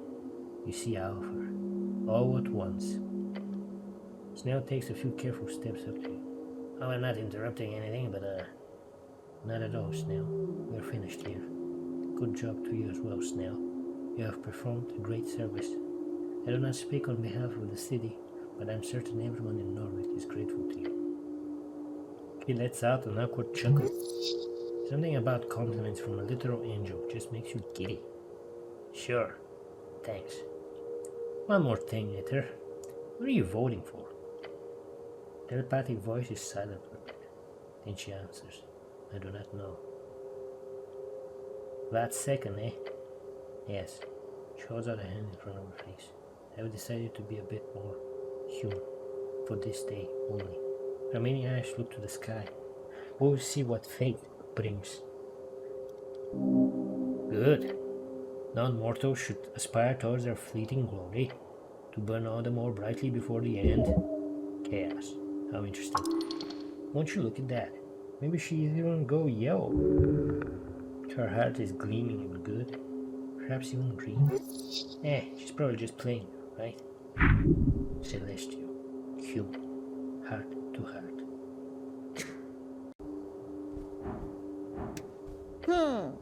Here we are. Election day at last. The little devil shows you a fiendish grin. You're ready to vote, Cleric. Oh, you know it. Figured. He glanced at the windows. There's still time though. No need to rush it. So many interesting people coming out here today. Plus, I'm sure you got a ton of stuff to catch up on. Heard you were MIA for some time here. Devil chuckles. Yeah, I went into the Beyond. Oh, yeah. Was it actual planeswalking? More or less, yeah, just for a bit. Damn.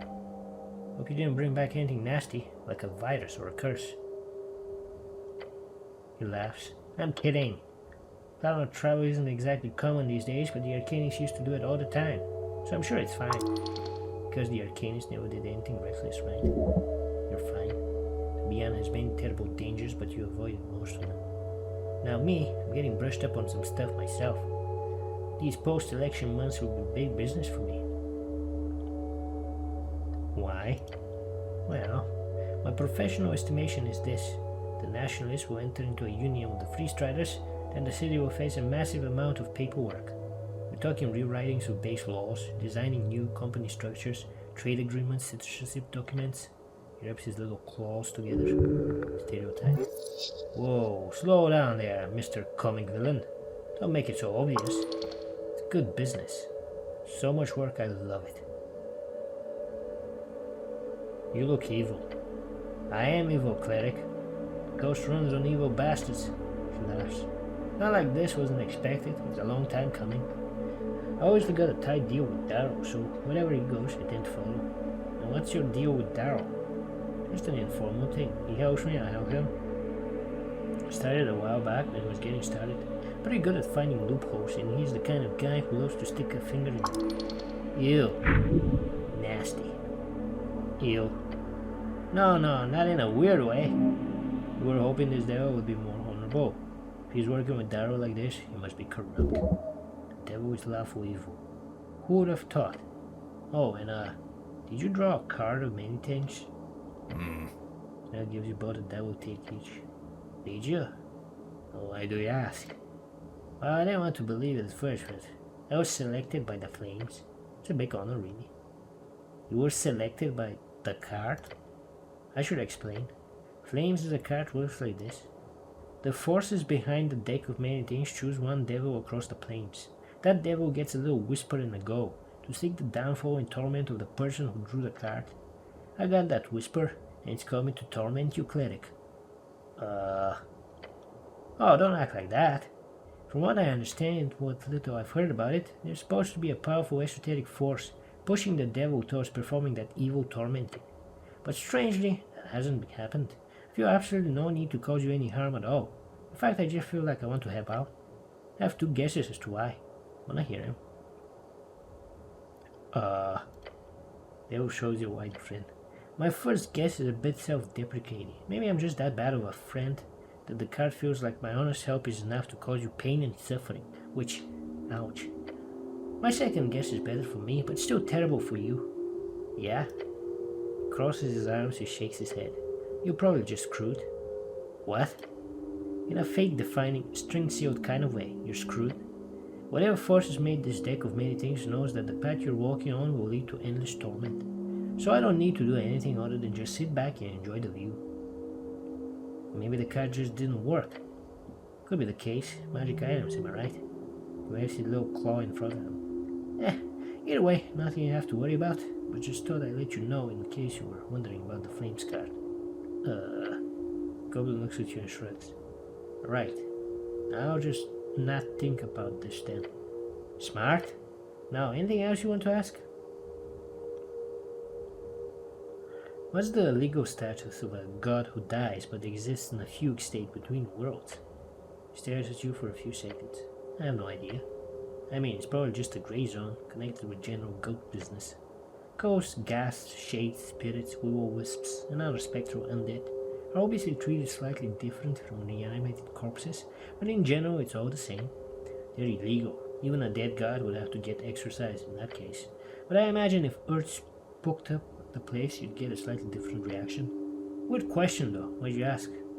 I met Earth. Sure you did. No, really, you're stuck in the beyond. Fine, I believe you, in a theoretical sense. You should turn around fast. But I suggest not telling too many people. They either think you're crazy or trying to cause trouble on election day. Both, actually. He laughs. Hope you have a lovely election day. You too, Cleric. Think carefully and then vote. You can make all the difference in the world. His eyes gleam with sarcasm. Good day, Braxo. Cleric! He sniffs a few times and gives a half-enthusiastic wave. Beside him you see Isk, who has clearly been asking a ton of questions to the halfling scholar. How are you feeling after the possession? I'll be honest, I felt it was more like shit than you usually do. But it's fine. Some drink, a little fresh air, and a nice dinner, and everything's fine. More importantly, a little ghost chat and laugh forward. I've only begun to dive into its meaning. We have this new wacky categorization that I can't wrap my mind around. It does not appear to be directly linked with any of the other mental mapping tools we developed before or after his death. My reading is... it's almost like a bullshit divination, you know. Not even the esoteric kind, the scammy kind. Like an ancient theory of elements, or the humors. Which one of the sixes are you? Are you a body, or are you intellect? Step right up. Not a huge fan. Though I might just be a bit biased, considering his obvious anti-halfling rhetoric. Ho ho. Yeah, that civics fellow was clearly off by a mile. He didn't even do his own work. I do agree, even if it's a bit disappointing to say so. And then there's that halfling servant of his, Munda's Gay. I believe there might be more to all of this than meets the eye. I'll make sure to put a call out for any information on this man at all major universities on the coast. In time, truth will be unveiled, and so on. Can I ask you something about alignment? Of course. Why would I ever shut up about it? If a man were to murder innocents in order to cast a spell that resurrects a really good god that will help hundreds more than he ever killed, would that be good or evil? Okay, you set up this hypothetical for me, but I think your thesis needs to be rethought. The good or evil in that action would be solely dependent on his intent, right? If the man hates himself for doing this, thinking, oh no, how terrible, I'm for doing this to innocent people, and he's doing all this killing while in a sense sacrificing his own spirit in the process, then it will be considered more good. If he did it for his own gain, then it will be evil. If he destroys himself in the process, depends on his inner workings, but if he truly believes the world to be 100 times better after his killing spree, his alignment will be good. But this is where you need to rethink it, because what is this? This intention could be entirely delusional. It could be based on all kinds of craziness. He sniffs. In practice, outcome is all that matters, in the long run too. Don't think of it as good or evil. Think instead of what kind of world you wish to live in. A world where life is consumed with great men? Sounds kind of shitty, doesn't it? So I'm a bad person for thinking bad things. Lets out a snorting laugh. If so, then every pubescent kid would have their name carved on a wall at the bottom of the ninth hell. The halfling shakes his head. Though if you're asking a pervert like me about morality, you're bound to get shitty advice. Good, then I won't worry. Good, live life. Follow your stomach, as the hedonists say. You're a pervert. In a purely ideological sense, of course. As well as all the fun ways too, he adds, grinning. So what's your thoughts on devils? Careful, you know I'd bite, you can't even call out. As anyone who studied alignment knows, intent matters, but not so often in practice. I prefer the devil I know from the evil and human I'm forced to deal with. There's something liberating about knowing fully what kind of selfish piece of shit your buddy will be, you know. No surprises. Unlike Celestial, you mean? Oh yes, very much so. Ho ho. So you met Iskrum? I have. Heard you had a hand in letting him out of that stasis. Extremely fucking interesting. Thank you for the kind description, my good halfling. You're a fucking interesting as well.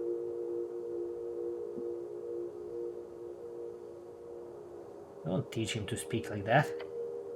The halfling waves a hand. I'm not a teacher, I'm a scholar. I cannot help what kind of shit comes out of my mouth. Awesome. My two favorite local wise men meeting up. As well as your favorite devil, you hear Braxo call out from the other side of the tea shop ceiling. Of course, my little favorite red guy. I'm coming around that nickname. He cackles as he goes up the city slope, then he returns to his newspaper. What are you guys talking about? Apple then here is catching me up on your civilization current level of research. It is fascinating to hear about the various branches you have gone in. In some ways you are not that far away from our level thought you have gone in wildly different directions when it comes to examining sentience. I'm writing all this down just so you know. And I'll gladly get as much research content from me as possible, if you have anything with you mentally or physically. Yes, that can gladly be arranged once I get my laboratory in order. Heh, birds of a feather. Idiot. Heh, hit him back. Peas in the pod. The goblin gives you a look. He's ready. Two sides of the same coin. Great minds think alike. Marching to the same drum. Thick as thieves. His expression now says, you know that one? Damn. Pots from the same clay. Cut from. His eyes widen. The same cloth. He raises his hands. You win. Thank you, thank you. Snorri and his computer have stopped paying any attention to you and returned to debating something esoteric. I'll leave you two to it. I should leave them to it.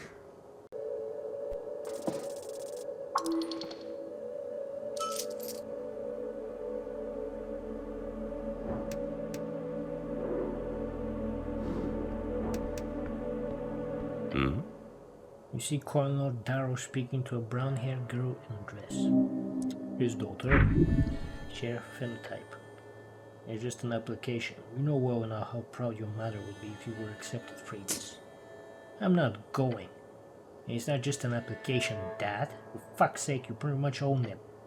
He scoffs. And when exactly did I buy this university? Girl holds out the letter, shaking in his face. Our name is in the damn pamphlet. Look, he says, actually calmly. It's the best establishment on the coast, sweetie. You got a late visit before you. He then notices you standing there a bit too late. Oh yes, it's her, the so-called assassin, Cleric. Frey goes wide-eyed, glancing between you and Snail. Anger? Fear? No, Rise is screaming at these fucking guys again. Apologies for the swear word. Sweetheart, we'll continue speaking about this over dinner. Yes, she mutters. She points two fingers your way when her dad doesn't notice. A message appears in your mind. Shut your fucking mouth and don't say anything to Dad. To sending the message, she mutters an awkward, of course, Dad, before sending you one more message. Please. Is this your daughter, Magister Darrow? Yes, indeed. Taps her on the head. Our Freydis is quite the talent, you see. A proud inheritor of House Darrow. Sure. What's this about university? Oh, nothing. Just a typical big choice of the youth. Maystone, New Tazan, half across the world. Maystone, one of the most famous universities on the coast, situated in New Tazan. Darrow, there's something Frey here needs to tell you. No, there's not. Excuse me.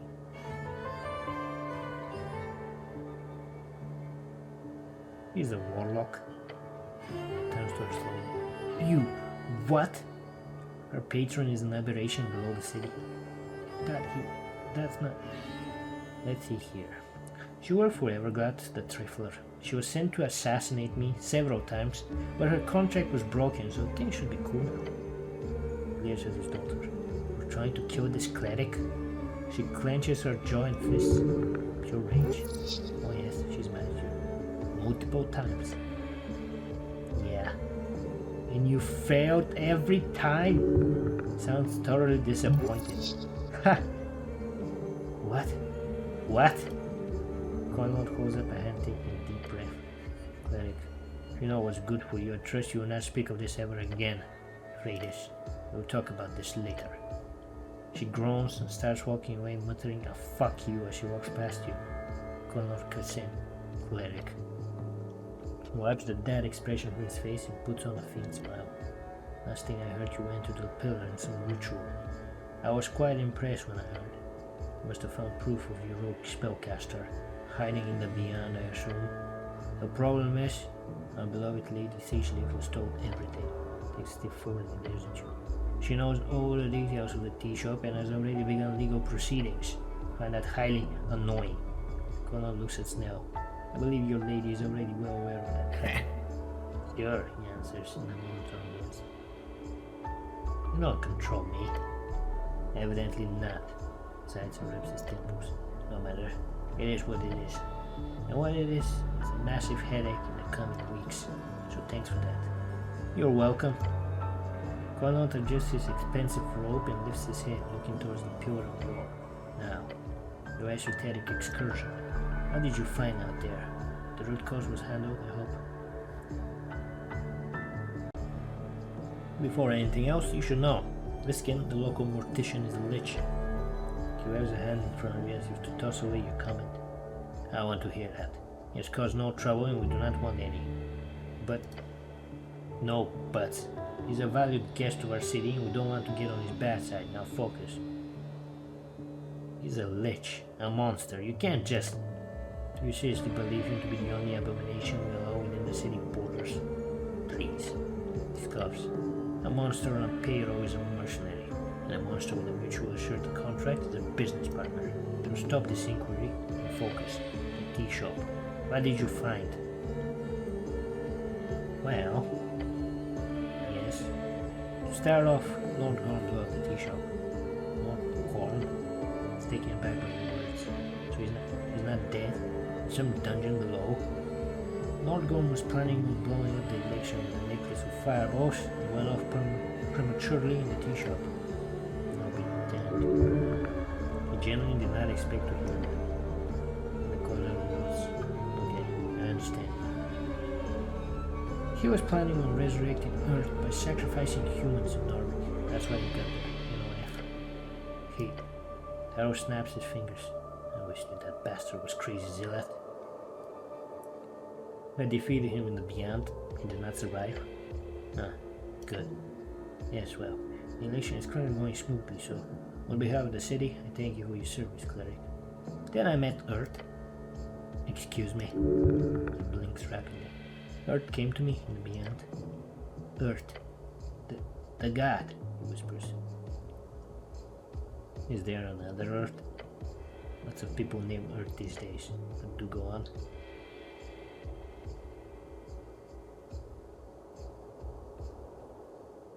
He showed me the truth about his powers, about the corruption of the Free Striders, about it all. Okay, he squints. Okay. The expression speaks of two things. Fear that you might be correct and hope that you're crazy. He really hopes you're crazy. You speak truth. Deeply unsettling vibe in the air. I would suggest keeping that knowledge close to your heart, Cleric, for several different reasons. I will. Smart man. Conrad sees more people arriving from the hill, his eyes narrow. This is the end of our talk. As you might imagine, I'm quite busy on days like this. Starts walking away towards the crowd. Be wise. Be vigilant, Cleric. His words come across more as a threat than advice, to be honest. As he disappears up Toastad, Snail lets out a groan. What an asshole. A massive, sneaky asshole. The biggest on Toastad. Absolutely enormous. Gaping, if you will. Oh boy. I haven't seen this many people on Pure Road since the West Bridge collapsed a few years back. It's going good though, I'm surprised. It's all because the peace was upheld, Snail. Sure. I was thinking more about the type of chaos brought on by normal people gathering in large masses. I expected a few brawls at least, some drunken falling into the river, something. I'm sure the other districts are catching fire as we speak. He laughs. Exactly. I must have siphoned off all the bad luck. I should buy a lottery ticket on my way home later. Goblin companion lets out a heavy sigh. Let's get going. And remember to go vote when you're done. I need to drop in mine as well. Yeah, let's go. Election day. Crew starts here. He's first in line. You people remain in the queue, though most are finished and done with this challenge. It's getting late. Companion looks around the chamber, sniffing the yellow light filling every corner. Light into darkness on the day of suffrage. Might be time to cast your vote, eh? Who's going to miss this? Goblin is very much okay going through a few more conversations with random people before you do the deed. It's been one hell of a quest. Challenge for immortal, but not for you. Another job in the bag. Hells yeah. The time has come. The end is near. The goblin gives you a tired smile. Yeah, I've talked to enough people. Let's wait in line. Well, that's it then. Bit of a wait and then it's done. Exhaustion. His words drip in it. Quest complete. Bet you're real happy about that, you adventure junkie. Snow grabs one of the fence posts nearby, leaning his body weight upon it. How are you holding up, by the way? We've been moving constantly, every waking hour for a long time now. To just stand still like this, Jesus. I feel like I'm getting feeble-minded. Gotta keep moving, man. Without that chase, you might as well be dead. There's still strength in these here bones.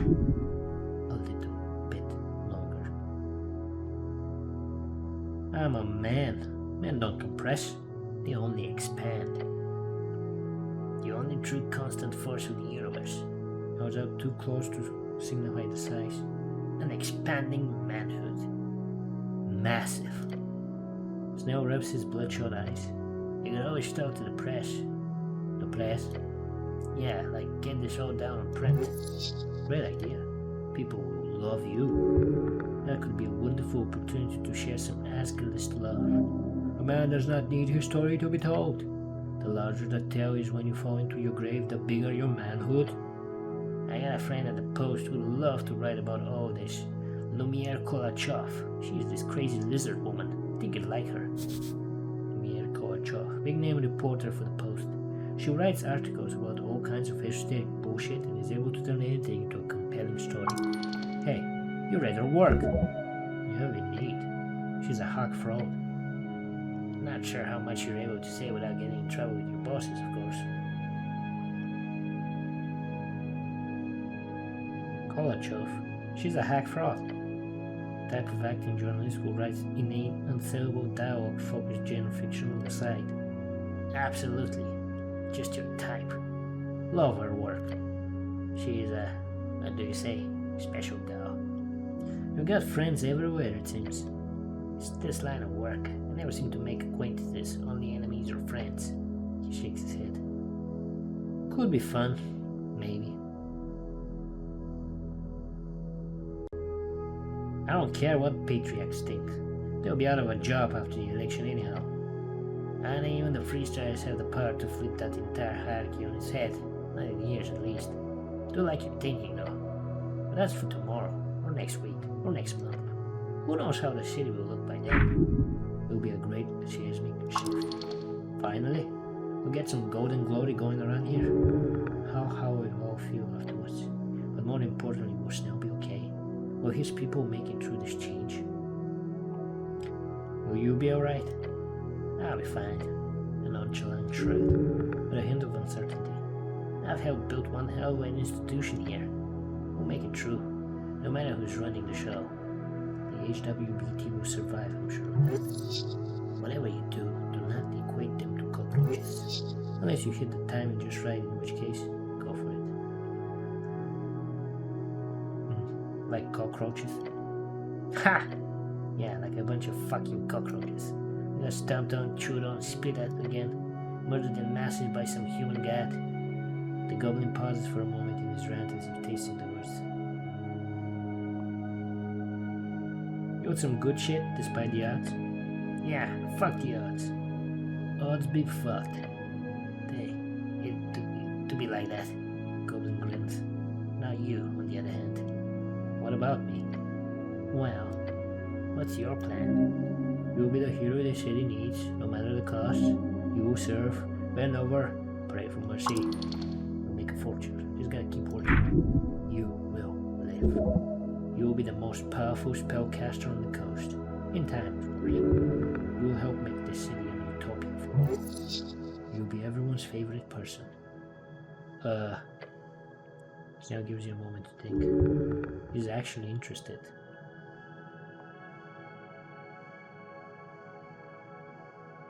I'll hone my magic, become even more powerful. Heh. Shoots you a wicked grin. Honestly, not a bad idea. You're clearly a bit of an insomniac. Thanks again for telling Darrow to shut it. That was great to see. I did? When? You know, when he told you to dismiss me. That was cool. Really didn't expect it. Oh, by the way, your voice is still really high. What? Since you downed that mirror potion, you're still high-pitched. High in a manly way, or? Oh yes.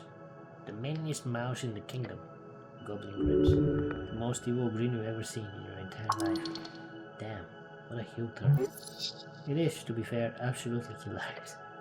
As you keep talking, the chamber appears to grow even thinner in folk. You only have a few more minutes left before it's time. Now, before you head up, ask him. Ask him what he's voting for. That'll help you figure him out for real. You know, gotta ask about your political opinions. The goblin sighs. Yeah, hit me. What are you voting in the election, citizen? That's private. Ugh. He wants to have a piece of it to himself. He fears.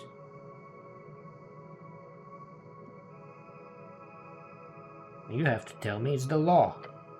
Not yet, it isn't. He lets out a hearty cough. I'll tell you this much though. It won't be for the freestriders. Good choice. I'm not sure how healthy an anti-stance really is, but I'm sure they'll win in the end anyhow. They always seem to do just that. You're voting for yourself, I assume. Precisely. Cool. I read your many comments correctly then. Brings out a yellow notepad. Not the type to write stuff down, I swear. But at some point I realized I should note down how often you make all of these political comments. It got pretty ridiculous at some point. Then he flips through it. Here. This now shows you a page full of scribbled lines. It's like 30 times, Cleric. I'm not saying you shouldn't be politically engaged, but you're clearly a bit too fixated. Only 30? You gotta pump those numbers up. I suppose so. Goblin shakes his head, placing the yellow notepad back into his jacket. As he looks away, silence takes over between the two of you. There's something. Something is left unspoken. He's waiting on Snail's mind. Takes a deep breath. Just a bit longer, then it's all done. He does not want to address it, unless you do it first.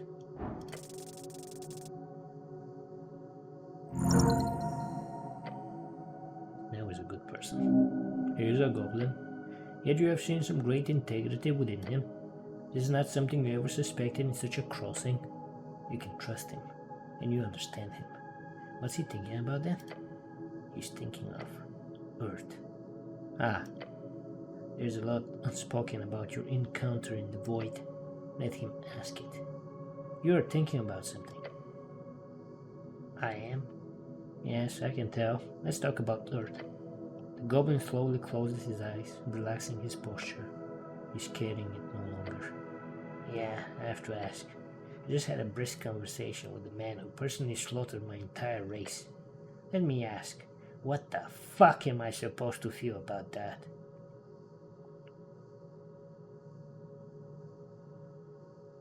I think you made your opinions very clear to his face, which is impressive, by the way. Heh, I figured I'm the only goblin alive who's actually gonna get a chance to rage on the guy. Be ashamed to let that chance slip away. But he rubs his eyes. His brow furrows into a scrunched mess as he adjusts his jacket. Thick. I don't know. Part of me hates that he got to me at all. He just seems like a regretful old man. Exactly. Something about that look in his eyes. I wouldn't expect that look in the eyes of someone with that kind of power. Who had that kind of power. That he knew from the start that it was all just a gamble. I don't know how to even process that. And that's how those gods went about it. Following divine visions of whichever dire role had the greatest chance of success. It's insane. Sometimes I wonder if we all have our choices laid out like that, one after another, just odds and strings in a tangled mess. Huh. Yeah, no, that's not something I never thought about, but I'm not exactly in tune with the esoteric, so there's no place to claw up against his temple. It's just, this old man stands there, defending every choice he's made, as if he were infallible, while also showing so much regret, like he knows how much he's fucked up along the way. But he'd still do it again. Am I supposed to feel bad for him, or should I be some well-forgiven monk just because he did his best? On top of that, he has the gall to tell me what I should do, like his words are anything other than the ramblings of a dead god? Fuck, I don't know. Looks down at the beautiful carved dwarven tiles. How do you feel about it? He's looking for some genuine shit here. Don't be too human negative, you won't like that. Follow what your heart is whispering. Exasperated. Breathless thinking. There is a good answer. Be straight with him. This is the kind of moment where you make sure to remember. Earth was just a guy. And now you're the ones left to pick up the pieces.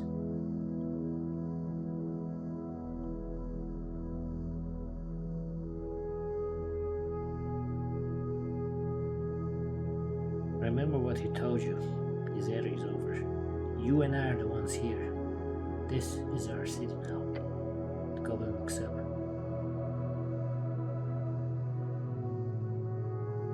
You would make an excellent leader of the halfways. Come and force him to a short laugh. I don't think anyone could live up to sagely if she ever croaks. But thanks. The goblin's eyes are full of contemplation. He would think about this conversation as much as you would about the one with your god. Could have gone better. Stranger's word. The path is set. Feel the warmth in strands and calming phrase. It's not so bad after everything. A goblin with good spirit might be exactly what their city needs. His tiny mind catches up quicker than you anticipate. In time he will understand it. He might seek more knowledge from you then. That quick smile on his face. Yeah, you did good. No fumbles here. I did it! The dwarf at the front of the queue yells, his voice echoing out into the now almost empty temple chamber. I finally voted! I actually did it! He stares back from the ballot box, wiping sweat from his brow.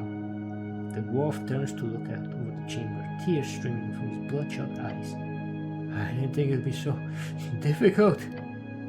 At least you got one guy who cares as much about politics as you. With this gentleman done, you see nothing now. Nothing standing between you and your voice. Here we go. Time to modernize this fucking place. Save your city? No. Such a waste of time. Rumblings. A vote. A trove. A war. This is the first in the rule of 3. It's time.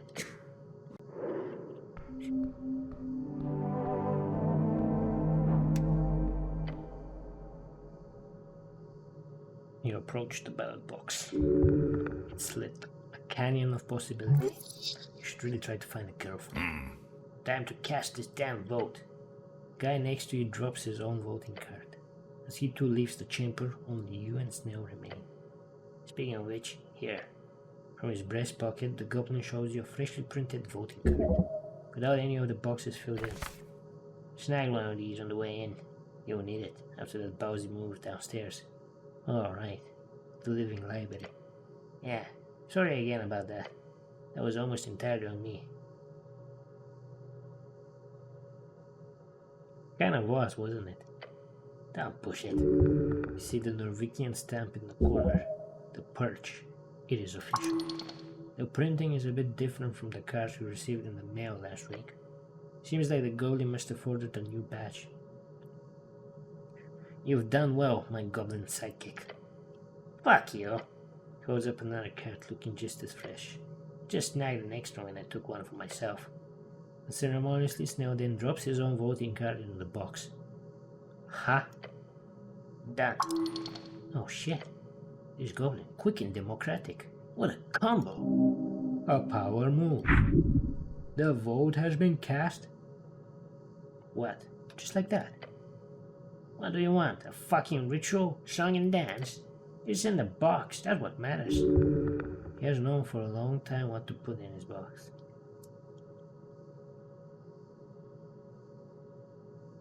I guess I just expected you to care a bit more. I've done enough for this election. Half of the halfways wouldn't even be able to vote if I hadn't gotten those extra papers printed up. Trust me, I care.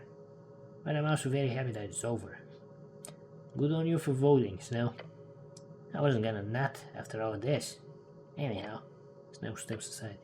Your turn, Cleric. The ballot box looms. Shadow, ominous, emanating an uncertain future. A fray of no return. Turning to leave, he instead looks back with a scrunched expression. You just gotta ask one more thing. The prayer. What? The prayer. The old man mentioned you would pray every night for one thing. It's been killing me, so I gotta ask. What was it? Your heart falls onto the floor. It meshes with the woven tiles. Yeah? Goblin gives you an almost desperate look. He needs to hear this. Can't hurt to share. Not like anyone will ever ask you again. Your most closely guarded secret, only shared with your god. Does he deserve to hear it? It's an idiotic thing. You will surely enjoy hearing it. It's Neil crosses his arms. I will look out the window each night. I look at the moon and the dark sky. Then I would ask Earth to give me one thing. Yeah? He leans in. What was it? One. Only one is enough. I prayed for one friend. The goblin listens. One friend. That will be enough. That's... gives you a shrug. That's not unreasonable. Do I have low standards? Potentially, the goblin says to contain a laugh. But that's not a bad trait. Goes out a sharp claw. A handshake. A show of friendship. A brotherhood. A friendly gesture. Take it. A hand to shake. Be cool. Give him a tap or something. No goblin salute. Fuck you. Gestures to his claw. Goblin meets it with a satisfying slap. Hells yeah. Your brother in arms? He's going to miss this, for whatever reason. See you around, Cleric. Goblin companion then walks down the stairs, heading straight for the exit. You will see him again, where your strings are interlinked. As he goes, you hear him yell out, "And I'll vote for anything stupid." And you're done? You see it staring at you. Next to it, a simple pencil. Alone. Just you in this amazing little box. Could you imagine? A dozen revolutions, decades of violence and upheavals, how to get you the chance to write whatever you want on that little piece of paper and drop it in this silly box. Years of strife, for what? For your ancestral home to be broken into scrawling pieces? All for this dream of democracy? A foreign dream? You're now about to contribute as one in approximately 300,000. For comparison, the textbook on esoteric history you read for your tower's initiation was 320,000 words long. Imagine yourself as one of those words. You realize how vast little this action matters in the grand scheme of life. Yet one singular word in that tone can change its entire meaning. Vote for every person, each creature, who takes each vote to a person. Vote. Everything upon your shoulders. As you bring forth the voting card, the pencil in your hand, a world watching. I know exactly what to vote.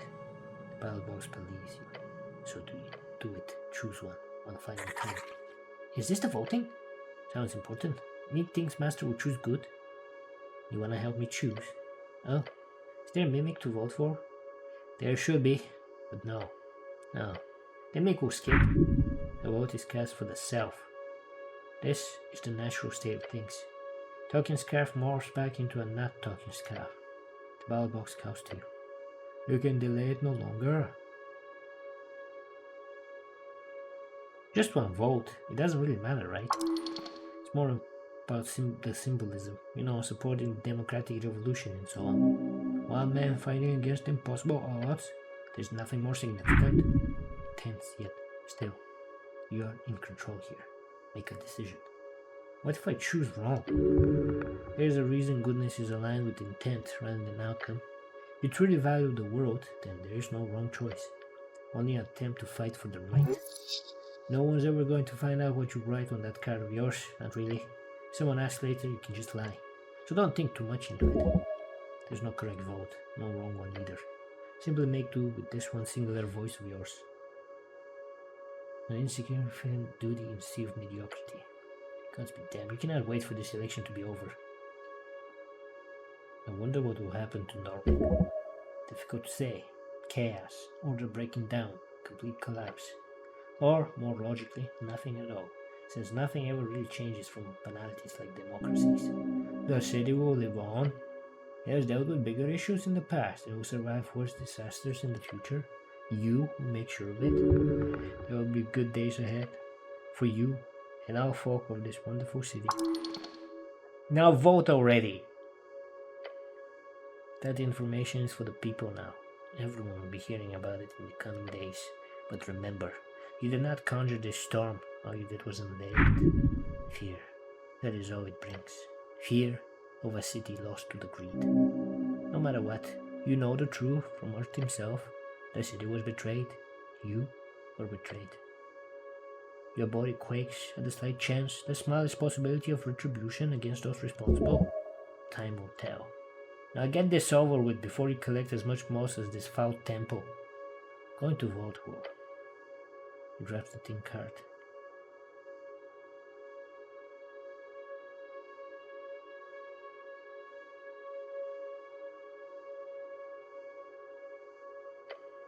The greatest man in the city, the one and only hero they will ever need.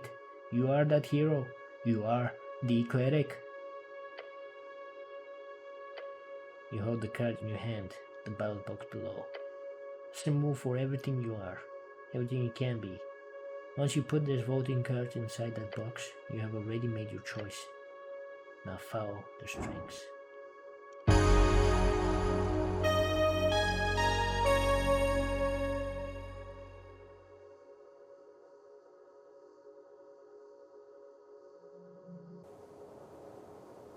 With that, we end today's session. It's been an honor to DM for you over the course of this adventure. Your cleric has been incredibly interesting to watch.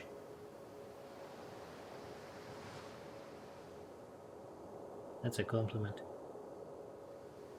Somehow you managed to secure 3 dates during the course of this adventure. Whether they will actually turn out well for you remains to be seen.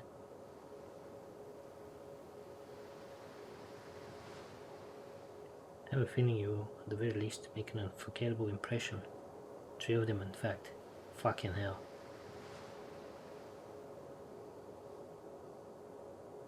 Oh, and don't forget about your new buddy, Isk. You will have to seek out terrifyingly powerful magic in order to bring back his dear wife. You think he can do it? You have to help him out.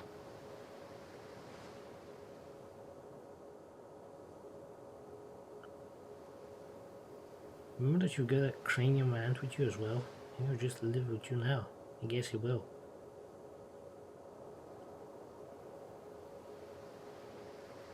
Your mom's gonna freak. Then there are questions surrounding those lost mines Axel was looking for. That sounds like a higher tier dungeon to me. Maybe that strange key to nowhere has something to do with it. We just have to wait and see.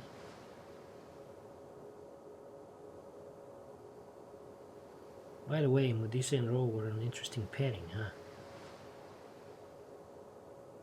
Say that mix-up would cause some serious trouble down the line. An Asgard Nationalist Alliance? That couldn't possibly last, could it? No matter what, the Golden Horde will keep a watchful, radiating eye on this city of yours. And that eye might end up fixated on you because of how you played it in that meeting. It'll be exciting to see.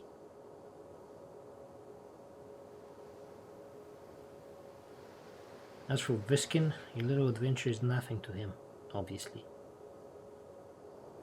But I'm fairly certain after your midnight meeting, he and his helpers will end up crossing paths with you again, one way or another.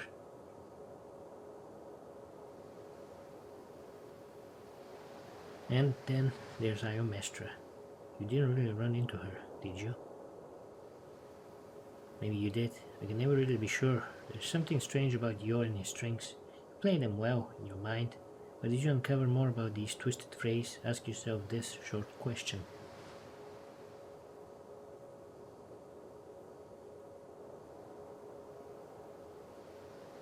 What is the 50-50? Your cleric is also stacked with riches from the deck of many things, of course. I don't want to ruin your fun too much, but is he going to have to pay taxes on that? Plus he collected it while on an official mission.